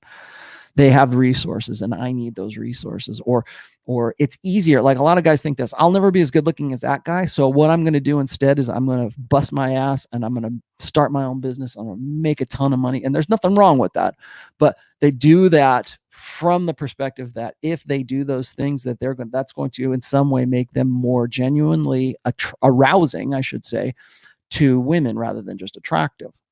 So that's why you get these guys who will gross out on making a lot of money. But here's another counterpoint to that is, what about guys like Jeff Bezos? Jeff Bezos, not good looking, but is one of, if not the richest man on planet Earth. Why is he not? I've said this before. Why is he not living like Dan Blizzarian? Why is he not living like that? Because his head is not there. His head is not thinking like that. His head is still stuck in his blue pill way. So people will throw rocks at me. They'll go, Rollo, fuck you, man. Bezos is the most alpha guy in the world. Look how much money he's got. That doesn't mean jack shit when he's dumping Mackenzie Bezos, who, by my estimate, is certainly better looking than Lauren Dirty Sanchez. And why is he opting for that instead of living the porn star lifestyle on Maui with several women? He could. Money, that's all they care about, right? That's all money cares about. No, it's because it's a blue pill mindset. He's stuck in that blue pill mindset. He wouldn't even dream of doing something like that, because first of all, I think he'd probably think it would reflect badly on him, but it wouldn't even enter his thought process, because his thought process is beta. So should you just focus on money? Should you just focus on game? Those are the three things that I've always said, is looks, affluence, and game. And that's what I was focusing on here today. So with respect to looks, that's one aspect. Then there's affluence. Now, when I throw out affluence, I mean money, status, your job, So respectability, I guess, could be thrown in there too. Affluence is I kind of throw those all in there because they're still playing on one dynamic, and that's the provider dynamic. That's the idea that guys should create more resources than they can expend, and as a result of that, they can start a family, they can take care of the kids, they can protect the wife, they can do all those other things. Okay, so that's what I mean when I say affluence. So because a lot of people will say, well, what about that guy? Looks, money, status. No, what I talk about is looks, affluence, and game. And it's better if you can have all three, right? I mean, wouldn't that be ideal? Like to be good looking, to be in shape, to be as the best physically that you can manage, to be the best guy affluence wise, to have that status, to make money. You don't have to you don't have to be a multi-bazillionaire, but make a good chunk of change, make enough money that you live comfortably, and then have enough game to be socially competent, to be the kind of guy who knows, well, human nature, but certainly women's nature, and to use that accordingly. Now, a lot of guys will say, well, game is just PUA. No, it's partly that, for sure. For sure, PUA plays a part in that. But I've heard a lot of this recently too, is that game is actually more about social intelligence, or it's about understanding social situations and being able to read. I think a lot of guys who might be on the autism spectrum, and I'm saying this as nice as I can put it, have a hard time getting this because they never really understood how to relate socially. And so they want to get into game because they think that will solve their problems, right? You can take a guy who's very autistic and doesn't know how to interact with human beings, other people, much less girls or guys, right? And he can still be pretty good looking and he can make a lot of money. But if he doesn't have that social congruency, if he doesn't know how to play well with others, I guess would be the best way. If he doesn't know how to do that, you're still sunk. You're just a rich, good-looking guy who nobody wants to hang out with, right? So there still has to be that. Like I've said before, that for the red pill is the theory, game is the practice. How do you put what you know about your red pill awareness, how do you put that into action? And that's why I say game is the number one most important part of that, because you can do things about your looks and you can make more money. But if you don't know how to interrelate, if you don't have those social skills, those people skills, that is, I think, more difficult to get aligned than looks or money is, because those are things that you can directly control, right? You can go to the gym, if you're unless you're like physically deformed and you're born without arms or legs, okay? I mean, don't give me the binary bullshit, okay? If you are some guy and you're not as good looking as you think you could be, go do it, man. Yeah, okay, you can do that. If you don't make a lot of money or you're unemployed or whatever, go do something. It's never been easier to master something today, right? Go and do that. Game is tough because game is all about up here. Game is all not only is it like aping behaviors, but it is also about changing your mind about yourself. And sometimes that's the hardest thing for guys to do, is to change their minds about themselves or give themselves permission to be the kind of guy that they want to be. So looks, affluence, game. What's more important? Well, I would say have all three. If you can only have two, game is, or if you can only have one, game is the most important, but try to have two is good, right? If you're good looking and you have money, you're probably going to score. You're probably going to have sex. And that's the other thing, is whenever you get into these conversations, these debates about what's the most important thing, or what women are only interested in one thing. No, they're interested in a lot of different things, but they're also interested in things at different times in their lives. That's why I wrote book two, was to show you guys that at different phases of a woman's maturity, that she prioritizes things that she's attracted to and prioritizes things that she's aroused by. Now, I'm going to probably get into this with Dr. Smith later on our hypergamy talk, but one of the things, you want to know one of the reasons why I can show you hypergamy is actually a thing. What do you think sells more? Who do you think sells more calendars? The hot fireman guy, the hot fireman calendar, or the dad bod calendar? Which one sells the most? I'll let you guys answer that one. Which one sells the most, right?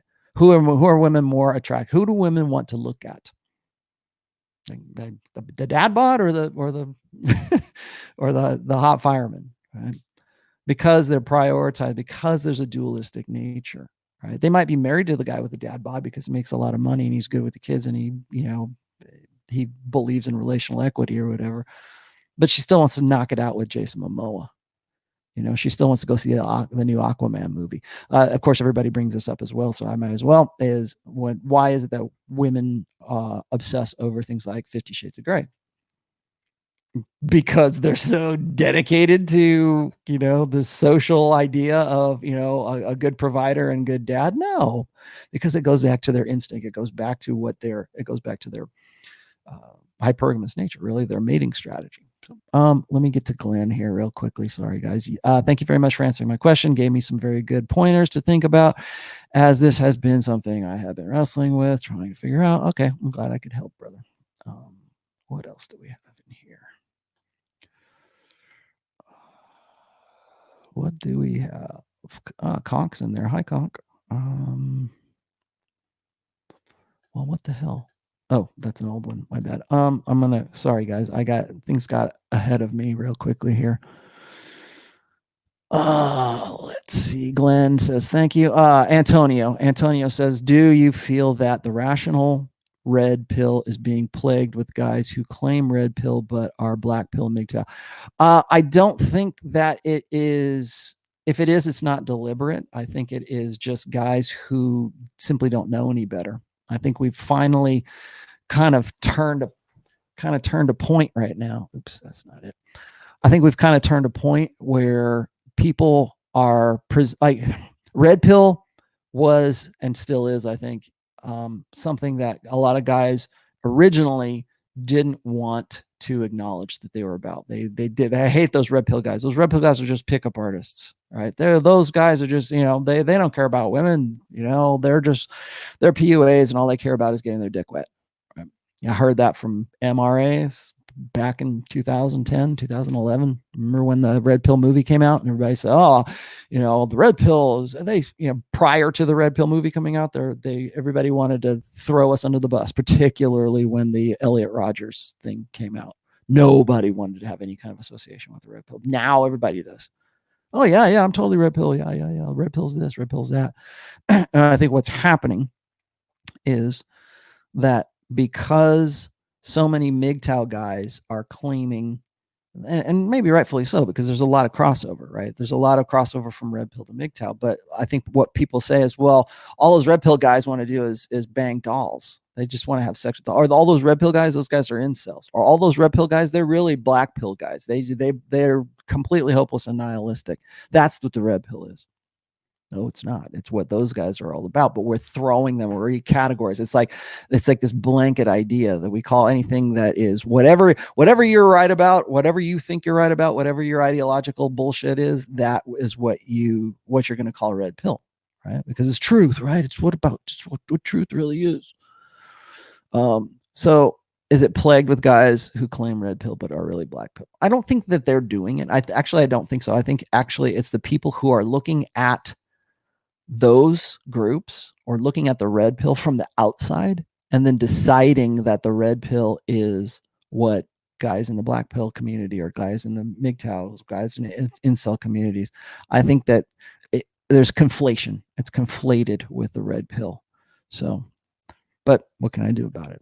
All I can do is try to correct people. And if people want to listen to what I have to say, then that's what they can do.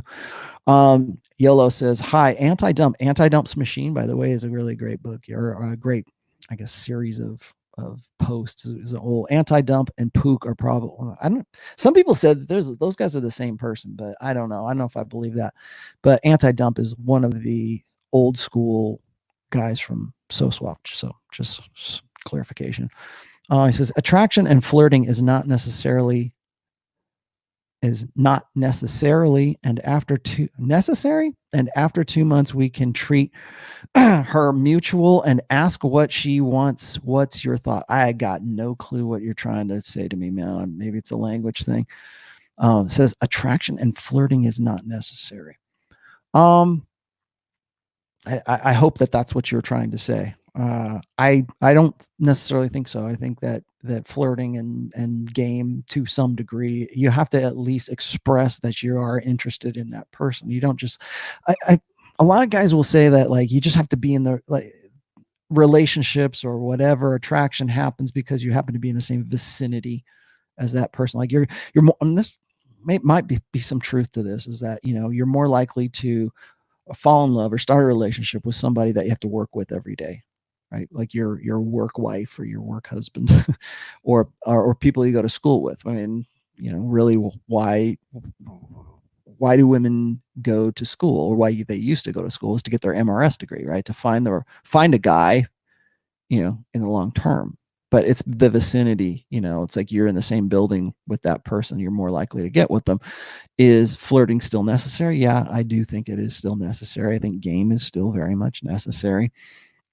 I don't know what you're talking about, Yellow, honestly. Sorry about that.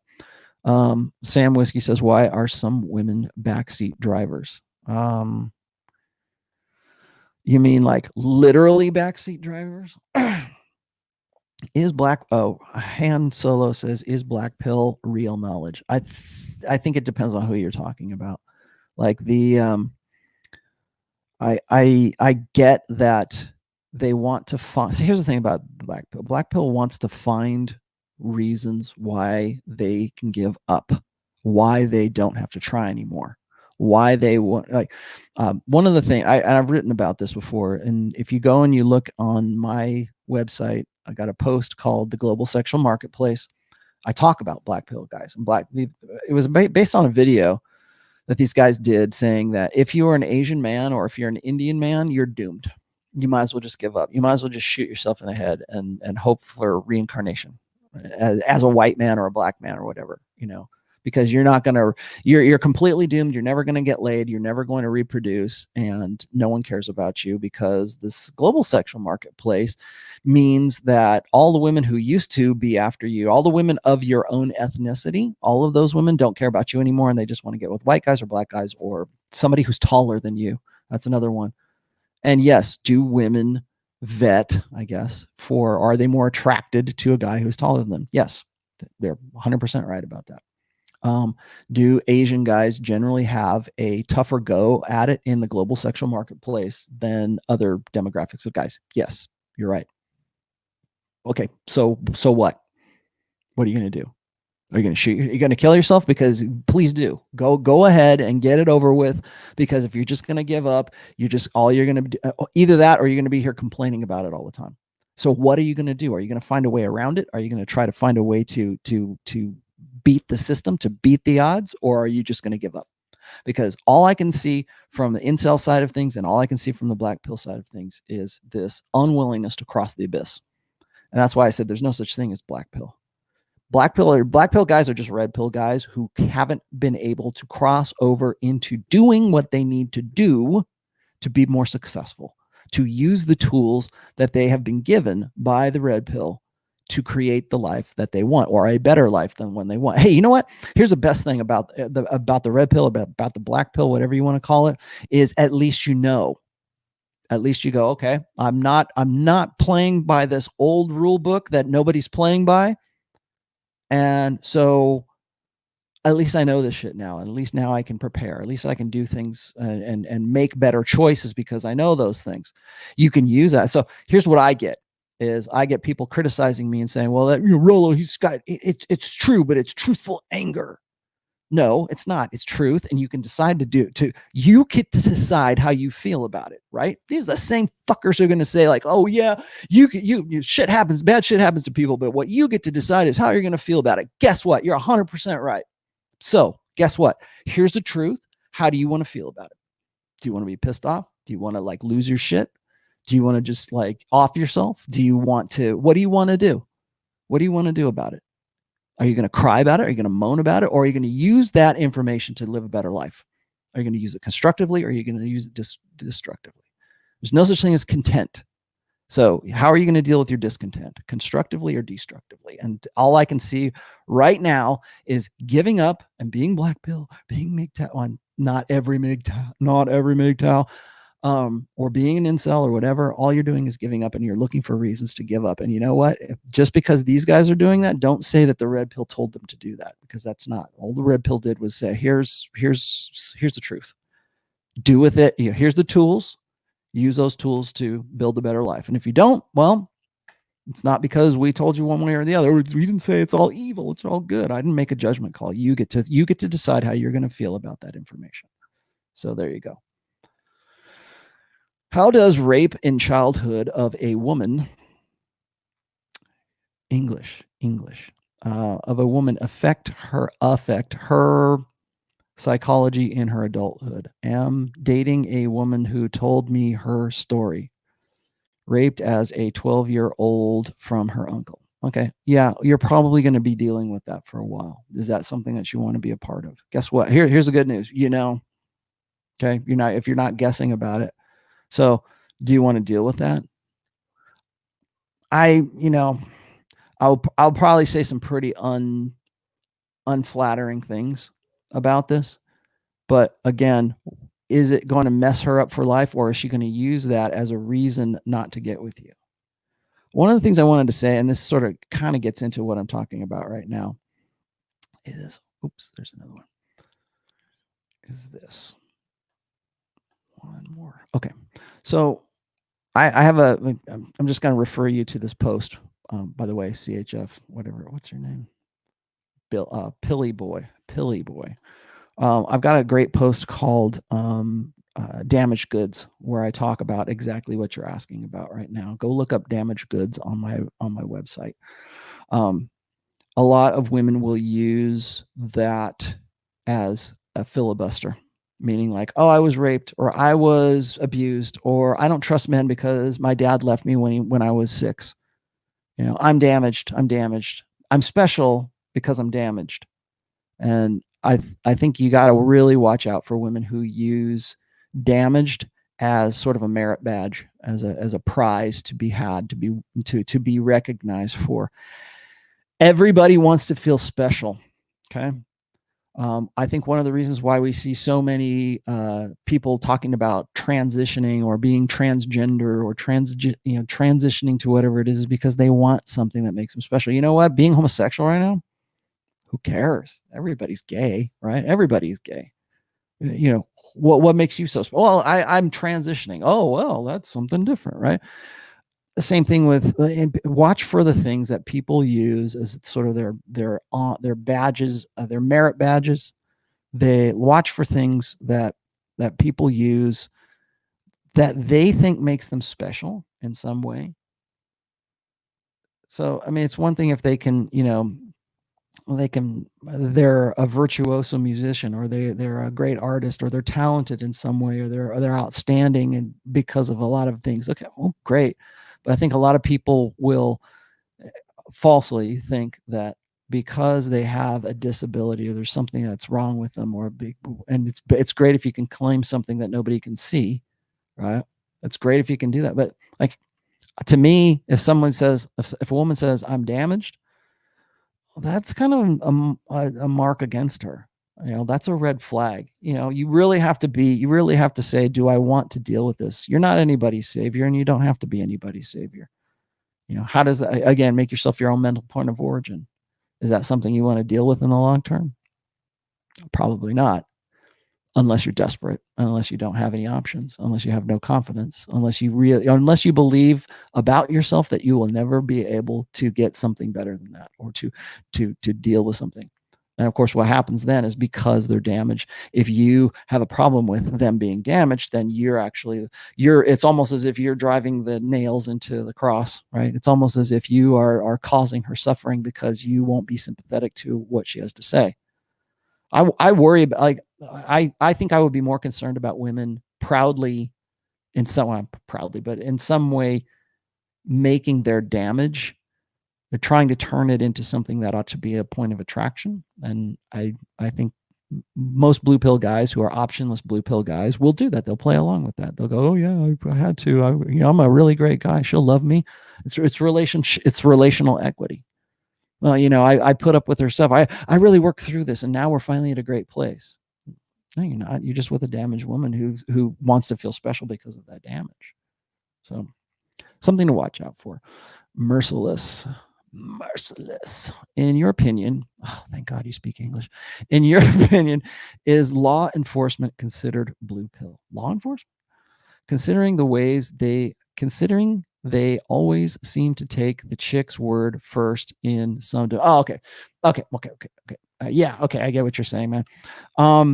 That's the Duluth model of feminism, is what that is. Law enforcement officials, lawyers, firemen, military, school administrators, anything that's sort of a government job or in a government capacity are taught always to believe that the woman is telling the truth no matter what. Like if a woman says he's beating me, you're supposed to automatically believe the woman. In fact, we see that in a hashtag. That doesn't necessarily have to be like law enforcement. Are they blue pill? Probably not. I don't know. I think it depends on the person, but they have to act as if they believe in accordance with the Duluth model of feminism, or they believe in accordance with the idea that men are always the aggressors and women are always the victims. And that's how we operate. So if you go to, if police go to a domestic call, and the woman says he beat me, then they're taking that guy. Or doesn't he have to say that? Oh, he upset me. Okay, sir, we're going to ask you to leave tonight and you can come back tomorrow. You're the one that's going to leave. You're the guy. Because they believe, and maybe rightfully so in some cases, because the guy's going to be able to do more damage to the woman than the woman is to the man. That's the presumption. I don't say that that's right, but that's the presumption, is that men are more angry. Men are more motivated to violence. Men are more hostile. Men have more upper body strength. Men are built for combat. Women are not. They are the weaker sex. And from an evolutionary standpoint, there might be something to that. Although I would say that women actually have a capacity for violence that I don't think that we really acknowledge. But answering your question, are they blue pill? No, blue pill's up here, but they have to act in accordance with what the law teaches them. What's the protocol? They have to act in accordance with the protocol that they're taught, and the protocol they're taught is the Duluth model of feminism, which is women are always victims. Let's see. Anybody else want to throw something at me? I got something that I want to show you guys that I thought was pretty good. Man, Aquiline Spirit. Am I missing any more, Sam? I think I got all of them thus far. Aquiline Spirit. Oh man. And now Dal'rok just got back to me. I'll read that later. I don't want to be more upset than I already am. Aquiline Spirit. I'm not seeing Aquiline Spirit's post, Sam, but I'm going to read it here just anyways. 5 pounds. Looks have 3 components: height, face, muscles. Have 2, 3 is best. If you only have 1, height is the most essential. What do you think? Yeah, but there's a lot of tall, fat guys. I think, and this is just me. This is me playing devil's advocate here. I think height is definitely a factor, but height is also the thing you can't control the most, I think. And people say, well, what about your face? Well, yeah, okay, that's the second most. But you can get stuff done. You could go like, and I know guys are doing this right now because the looks maxer guys are getting, like, men are getting nose jobs and all this other crap right now. So you can actually do something about your face if you wanted to do reconstructive surgery, if you really wanted to take it to that degree. But other than that, this is silly. Other than like breaking your shins and like realigning your bones, I don't think that there's much else that you can do to do your height.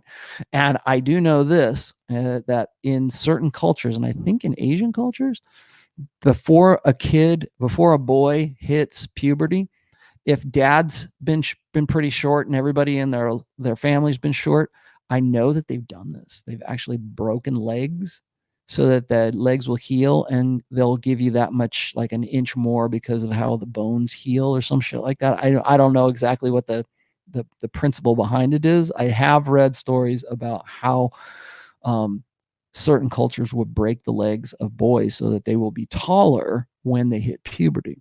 Now, whether or not that works or that's for real, I don't know. But height is definitely a part of that.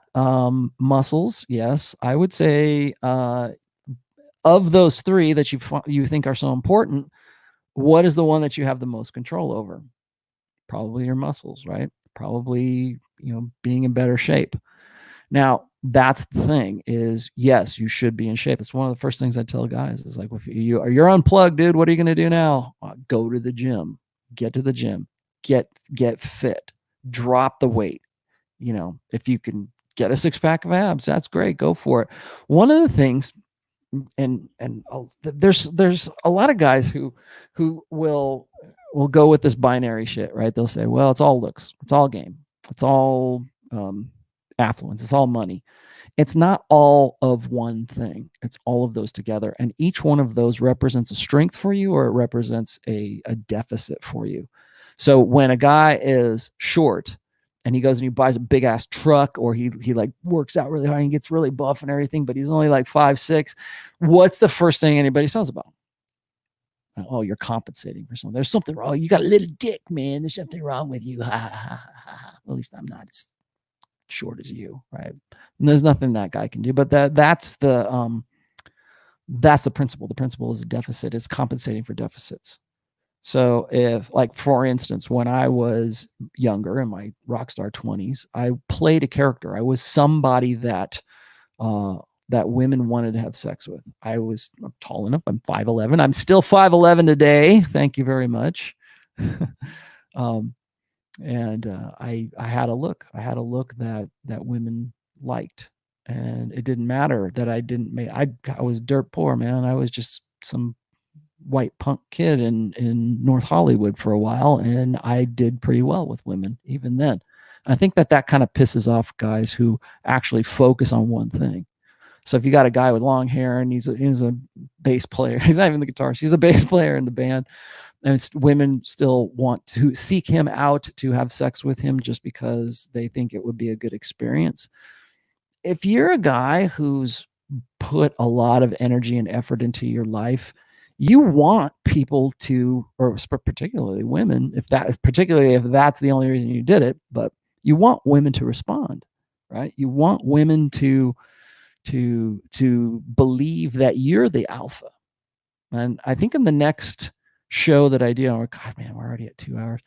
The next show that I'm going to do will probably be on terminology. I'll start talking about alpha and beta, because I think those are some topics that we need to sort of return to, because those, once again, are terms and terminology that gets sort of paved over, I think, by people who sometimes deliberately misinterpret what I mean by alpha, what I mean by beta and stuff. So anyways, the thing is that although I didn't have a lot of money, I could more than make up for it by having looks and having an attitude, and certainly having game, because I thought about myself differently back then too.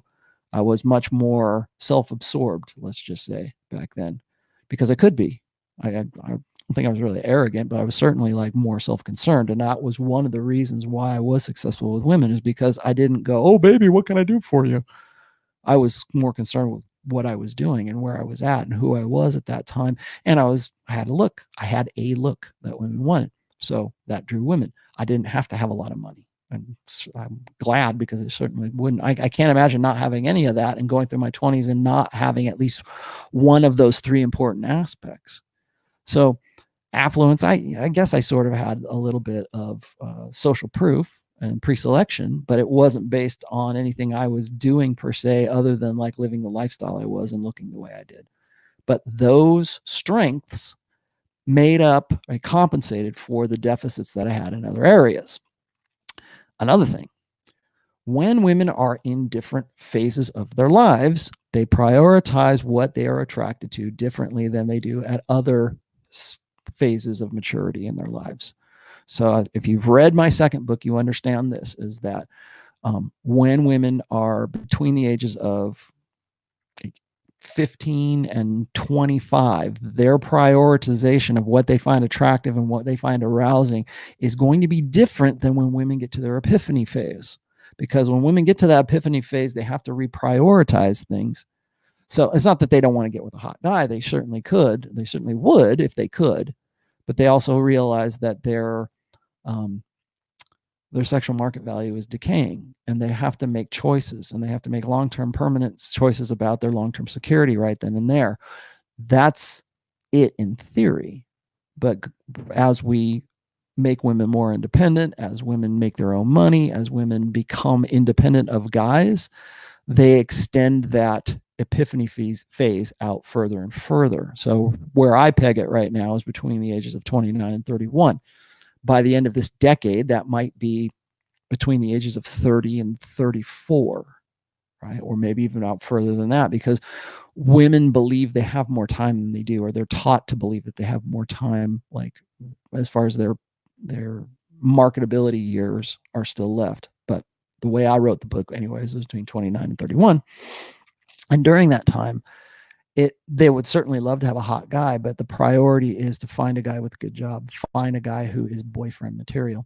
And that's the other thing I wanted to get on here before I wrap things up, is that there is the guy that women break rules for, and then the guy that women make rules for.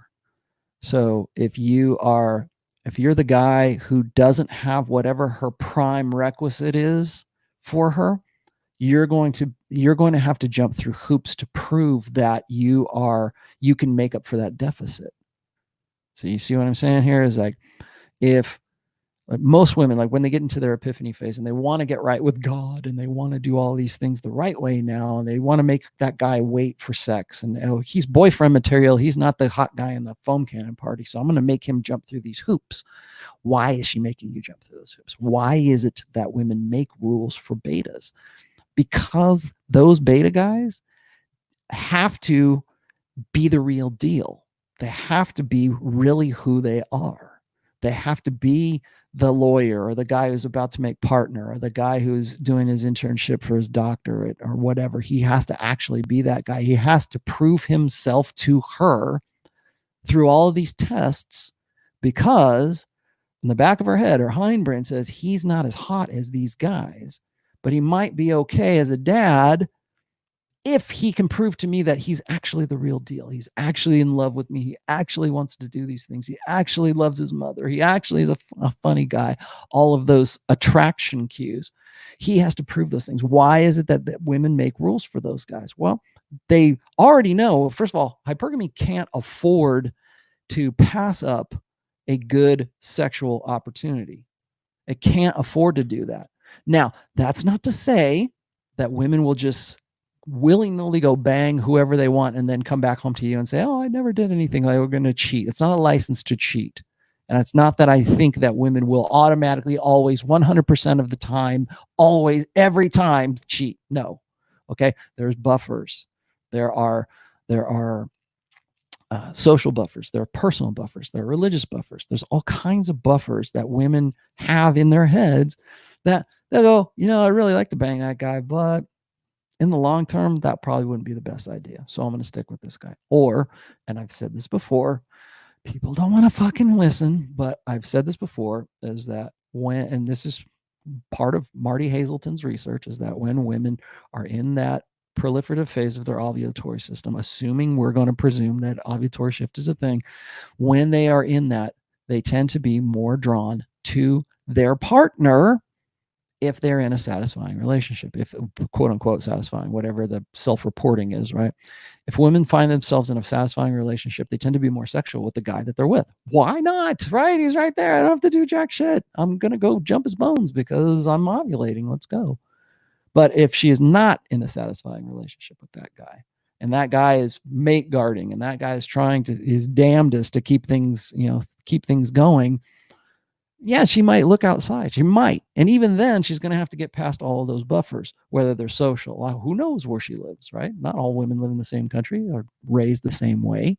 Maybe she might have a personal conviction. She might have a social conviction. She might have a religious conviction. She might have all these other ways.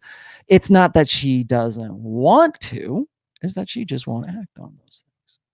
So why is it? Why is it that she puts all of those tests and those makes rules for beta male men? Well, because that guy has to prove that he has something going for him that should convince her, or convince her hindbrain, her id, right? It should convince her id that this guy is the guy she should be sticking with, rather than going off with a guy who is, who's a better, more immediate choice. Like I said before, hypergamy cannot afford to miss a good sexual opportunity with a guy. That's why there's no rules for those guys. That's why, like, when I use this all the time. That's why when my poor girls say, of course I would have a same night lay if the guy was hot and fun and ready to go, and he's really good. But if he was boyfriend material, no, I would make him wait. I wouldn't want him to think I was a slut. Right? That's another example of cognitive dissonance that women can hold, but it's also an example of the reason that they do this. It's an example that hypergamy can't afford to miss out on those opportunities, because women's hindbrains, women's id, understands on a root level that her sexual agency, her sexual viability, her sexual market value is perishable.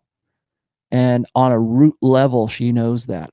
And so it's like, do I go and get it after it with this guy regardless of the consequences? Or, because he represents a good sexual experience, they're not going to say, well, I want to have babies with him. That's not what they're thinking, but they do want to enjoy that sexual experience with that guy. Why? Well, because it's reproductively the best thing that she can do. That's why guys get hard-ons for centerfolds, right? Let's hit it and ejaculate and evacuate. Why? Because that used to be the most, evolutionarily expedient way of reproducing for guys, anyways, not for women. Because women are burdened with pregnancy, and they have to. You want to talk about women's burden of performance? It's gestating children and raising them for, setting aside a lot of their viable sexually reproductive years in gestating the child, risking birth, and then raising that child to self-sufficiency. That might be a 7-year proposition for a woman. And if there's no such thing as birth control, then yeah, it might be a life or death situation. So yeah, she might have sex with a guy who's hot, but she's still going to try to convince the other guy that it's his baby, because she still needs to survive, and she still wants her baby to survive. So anyways, I'm getting off track there, but looks, affluence, and game. Game, I still say, is the number one most important, because looks and affluence hinge on your ability to interact with other people socially, and not just with women. Now, last thing is this, and I will answer your question here in a minute, Caffeine God. What is it? Oh, so last thing is this: should you even be talking about this? Who cares? Who cares what women want? Rollo, men don't really care about what they look like. Right? It was Tanner Guzzi has a great book, and I'm still, I know he and I lock horns still, but I think his book, The Appearance of Power, is still a really good book, and it's very short, but you guys should go and check it out. I recommend his book. It's The Appearance of Power. And he hit some. I really wish he was still doing that. I really still wish he was digging into appearances a little bit more. I think he's kind of changed his narrative recently, but that was really good. And so, why do we care? Why do we care? Why do we shouldn't care what other people think, right? Who cares what women think? Yeah, fuck women. We don't have to. Oh, okay, forget it. No. We do. You can't help but care about what other people think about you. We're social animals. Anybody who says like, "Oh yeah, I'm a maverick, man. I don't care I'll do what I want. No, don't care what anybody thinks." No, you do. Did you stop at the stoplight? Did you stop at the stop sign? Did you surrender the right of way when you were going to work this morning? Yeah, you care what other people think about it. Trust me. everything if people always tell me this, they say, well, I'm not really a creative person, Rollo. I don't know how you can be an artist, blah, blah, blah. I'm like, if you got up in the morning and you dressed yourself this morning, you have some sort of creative spark. You know, if you chose some clothes from the clothing store, you got an idea what you like. So there is, I think, pretty much everybody, and this is, people are going to laugh at this, but I think one of the things that all human beings share, male or female, is an ability to create, to either be an artist, a musician, whatever. You know, we can argue about who does what better or whatever. I don't care. I think that both men and women have a unique ability to be able to create, and to, what we should anyways, I think, have a unique ability to create things. Like I said, whether that's art or cooking or whatever else, there are other ways of creating, you know, that are outside the realm of traditional art. But I really feel that way, because I think that just something that's unique to our species is the ability to sort of innovate and to imagine things. Men tend to be more, you know, into things, and women tend to be more into people. Yeah. So within that bell curve, I would say yes. But I do honestly think that men and women are, I think men have more of an idealism to prompt them to create, but I think women can be creative as well. Can be a bigger creation. So looks, affluence, game. Why do we care? Why do we want to do this anyways? Why am I even talking about this? Right? We shouldn't care about how we look. It's all about what's on the inside, right? No, it's not. We do care. We care about what women think about us. We care about what other men think about us as well. Because sometimes what some guy thinks of you could be a life or death situation, or it could be, I could, you know, put food on your table, you know, what other people think about. And I think that's kind of ironic or kind of silly, because like I've talked about the brand of me and how everybody is a brand today. And it's not just the guys who are like selling you self-help stuff, or these gurus who are, you know, Tony Robbins teaching you motivational whatever. It's not just that. It's if you curate an Instagram profile for yourself, that's your brand. And people always say, well, I don't care about that kind of stuff. Yeah, you do. Because most people will put their best foot forward. We want to look good. If you didn't care about what other people thought about you, you would put pictures of yourself crying and taking a dump and, you know, all these other horrible or very mundane things that you do as a daily thing. You put those on Instagram too. People don't. They tend not to, because they care about what other people want to look the best, you know. If you think about it, like social media, and this is more for women, I think, but also for guys. If you look at social media as a means to advertise yourself, what are you advertising? You care what you look like. You care how much money you make. I talked about this with Andrew Tate not too long ago. I don't believe people when they say that they don't care about what other people think, or that you shouldn't care about what other people think. I think you definitely should. And I don't think there's anything wrong with that either. You know, you want to put your best foot forward, but we are all our own brand of me. So whether that's Facebook or Instagram or Snapchat or whatever it is, you're curating a brand for yourself. And my brand happens to be Rollo Tomassi, and you can go ahead and have a look at my book right here too.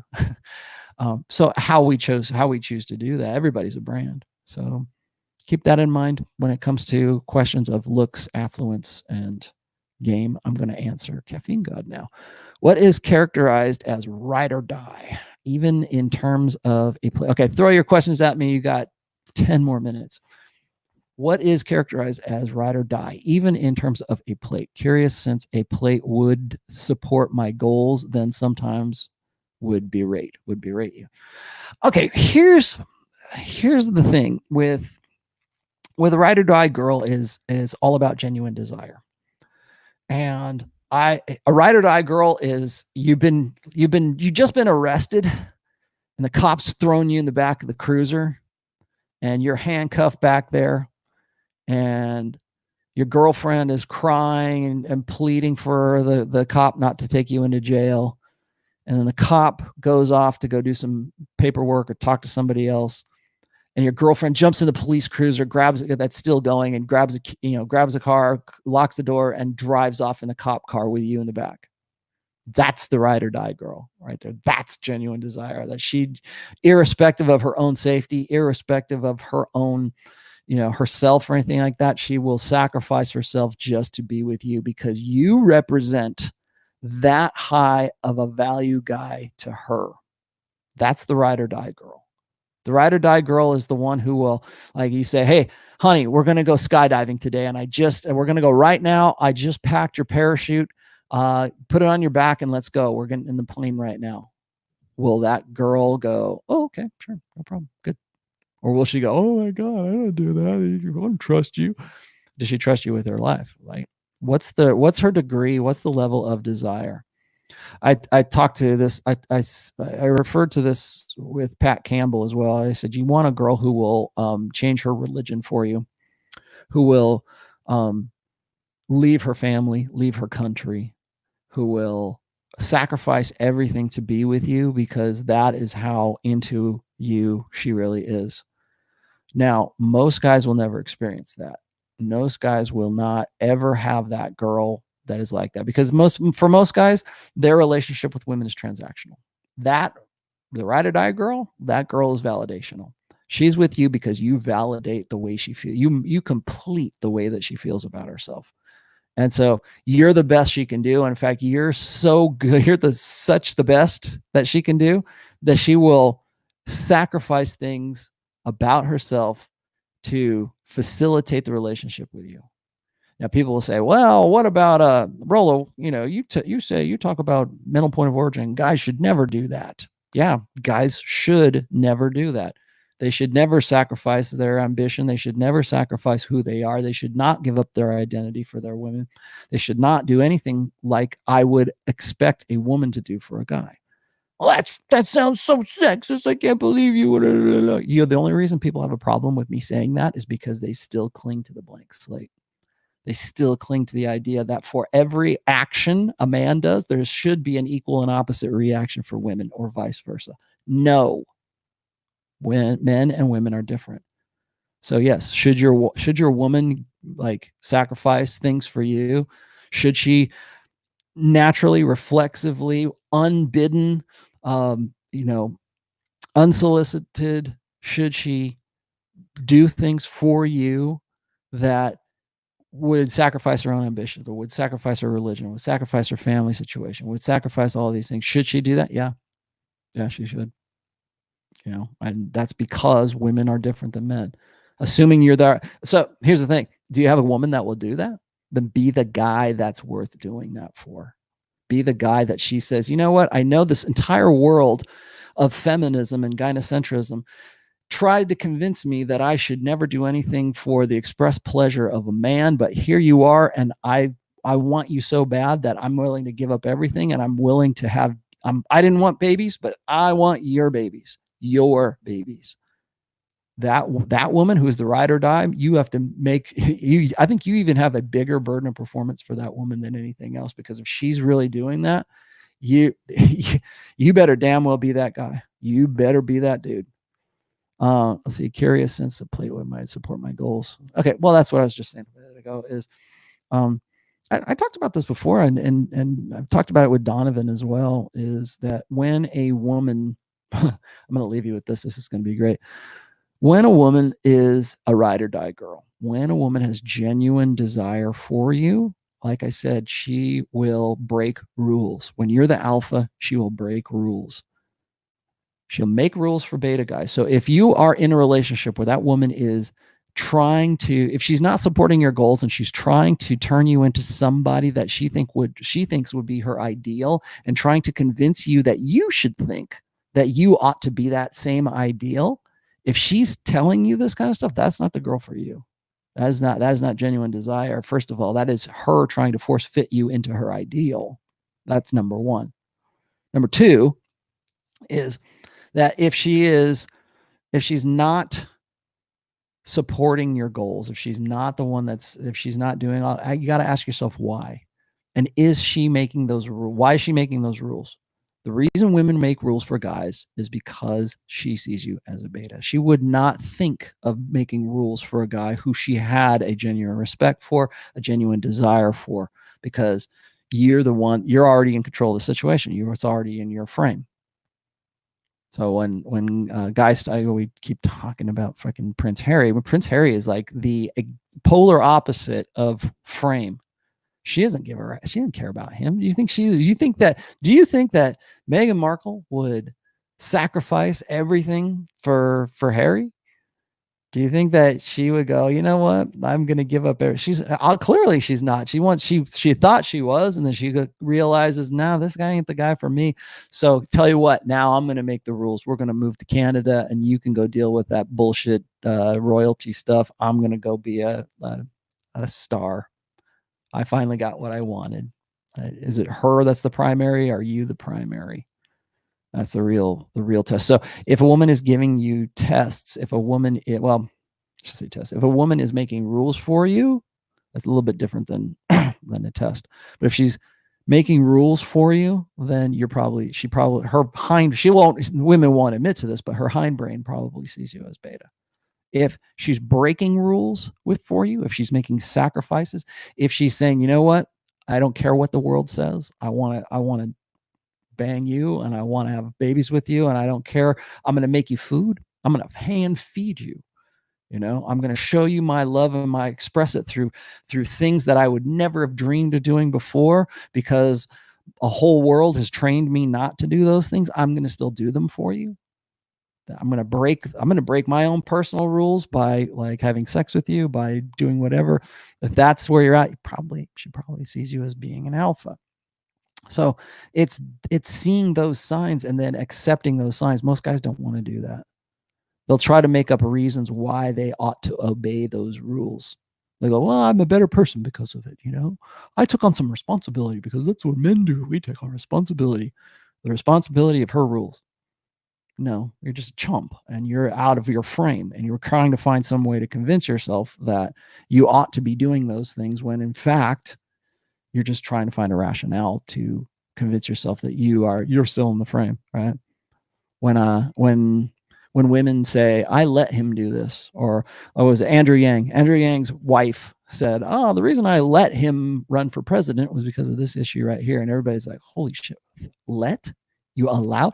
Because here's the thing: is when a woman says, "Oh, I let him do those things," or I'll hear this in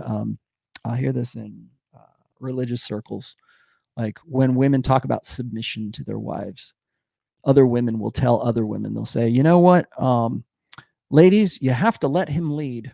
You have to allow him to be the man.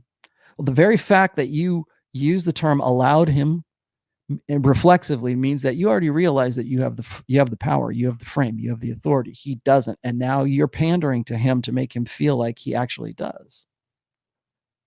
A woman who actually has a real affinity and a real desire for the guy, that the word allow doesn't come out of her mouth. It's not even an afterthought, because she's already sort of acquiesced to his frame and who he is. What was it? I'm going to, oh, by the way, I should say this real quickly here at the end, and I'm going to break here in just a second. I know I've gone over. I'm going to talk with Suzanne Venker, and I'll either have her on this show, or I might go on her podcast, so that we can talk about things like responsibility versus authority. And I think that, and this is yes, this is me branching out here, guys. This is me talking to some people who I necessarily talk to or about. So I'm going to see if I can get something going with Suzanne. I don't think for a second she was what anyone would consider a red pill woman. In fact, Ryan calls her a Karen already, and maybe she is. But I like some of the stuff that she's writing about, and I think it would be an interesting conversation, to say the least. I think she is halfway there. I think she's halfway to understand. I don't think she's going to all the way get there, because for the most part, women will claim to be red pill. They'll want to. I think they honestly, genuinely want to be on board with guys. But I think that they use that really more as a tool for their own brand. or their own aggrandizement or recognition, as I said before. And that's, that's just something you got to deal with. But I want to talk with her particularly about authority versus responsibility, because I think that a lot of women get it. They understand the dynamic. They understand they understand the meta frame that they're in, that they are the ones who have, by default, because of the state, because of whatever, they understand that they have that authority, and it's already on. Whether they're comfortable with it or not is a different story. But authority is never going to be something that, at least not in my lifetime, probably not, is never going to be something that is going to be a default setting for men, at least not as far as the state is concerned. So I'm probably going to talk to her about that. But anyways, all right, guys, it is now 5:30. Again, Dal'rok has decided that he's going to at least abandon his blog, if not erase it. I thought that was kind of a bad thing. Pat is, as far as I know right now, is okay and healthy, so that's the good news. Excuse me. I will be, I'm fairly sure I'm going to be doing a show with him on Friday on his show. And if I'm not, then it'll, because of his health issues or whatever, I am definitely going to see if I can get him on, excuse me, for Sunday's show, so we can talk about that. And I don't know what else. Rule Zero will be Saturday. I don't know who's hosting. I think it's Rich's turn to host, so it might be. Look on Rich Cooper's channel. I believe he's next up in the lineup. And so go check out Rich's. If it's not, then it'll probably be Ryan, or I don't know, maybe we can have Troy do it. Troy's only done it once. So anyways, that will be at 11:30 a.m. Eastern time on that channel, on whoever's channel, probably Rich's channel. So check that out. The book is coming along swimmingly right now. I'm hoping that Dal'rok leaving the sphere, or such as it is, won't affect that book, the new book, all that much. I don't think it will. But anyways, guys, thank you for joining me today. If there is questions that you have, I'm still doing counseling. I will do counseling, but I'm sort of I'm backing up off of it right now, at least until book 4 is done. So I will tell you this: if you have a question and you think other people can benefit from it by hearing it on this show or wherever, let me know in an email, and then you could just give me a super chat and we'll all talk about it. Right? I think it's probably better for all of us to sort of come together and talk about whatever problem I can help you solve, rather than me doing one-on-one with you, if that's the case. And maybe not, maybe you need personal counseling. That's cool. I'm fine with that. I'll still do it. But consider it anyways, that maybe you could do a public thing, or maybe I can do a case study. Speaking of case studies, I'm also trying to get a case study going of a couple people actually, but I know that the guy from Tech Lead has recently talked about how his son was I talked about this before, was abducted by his wife and is in Japan right now. I'm trying to work it out, so maybe I can get that guy. I forget the dude's name, but the guy from Tech Lead. I want to see if I can talk to him at some point too. So some things to think about. All right, guys, thank you very much. And I will see you same time for this show next week. Okay, bye guys.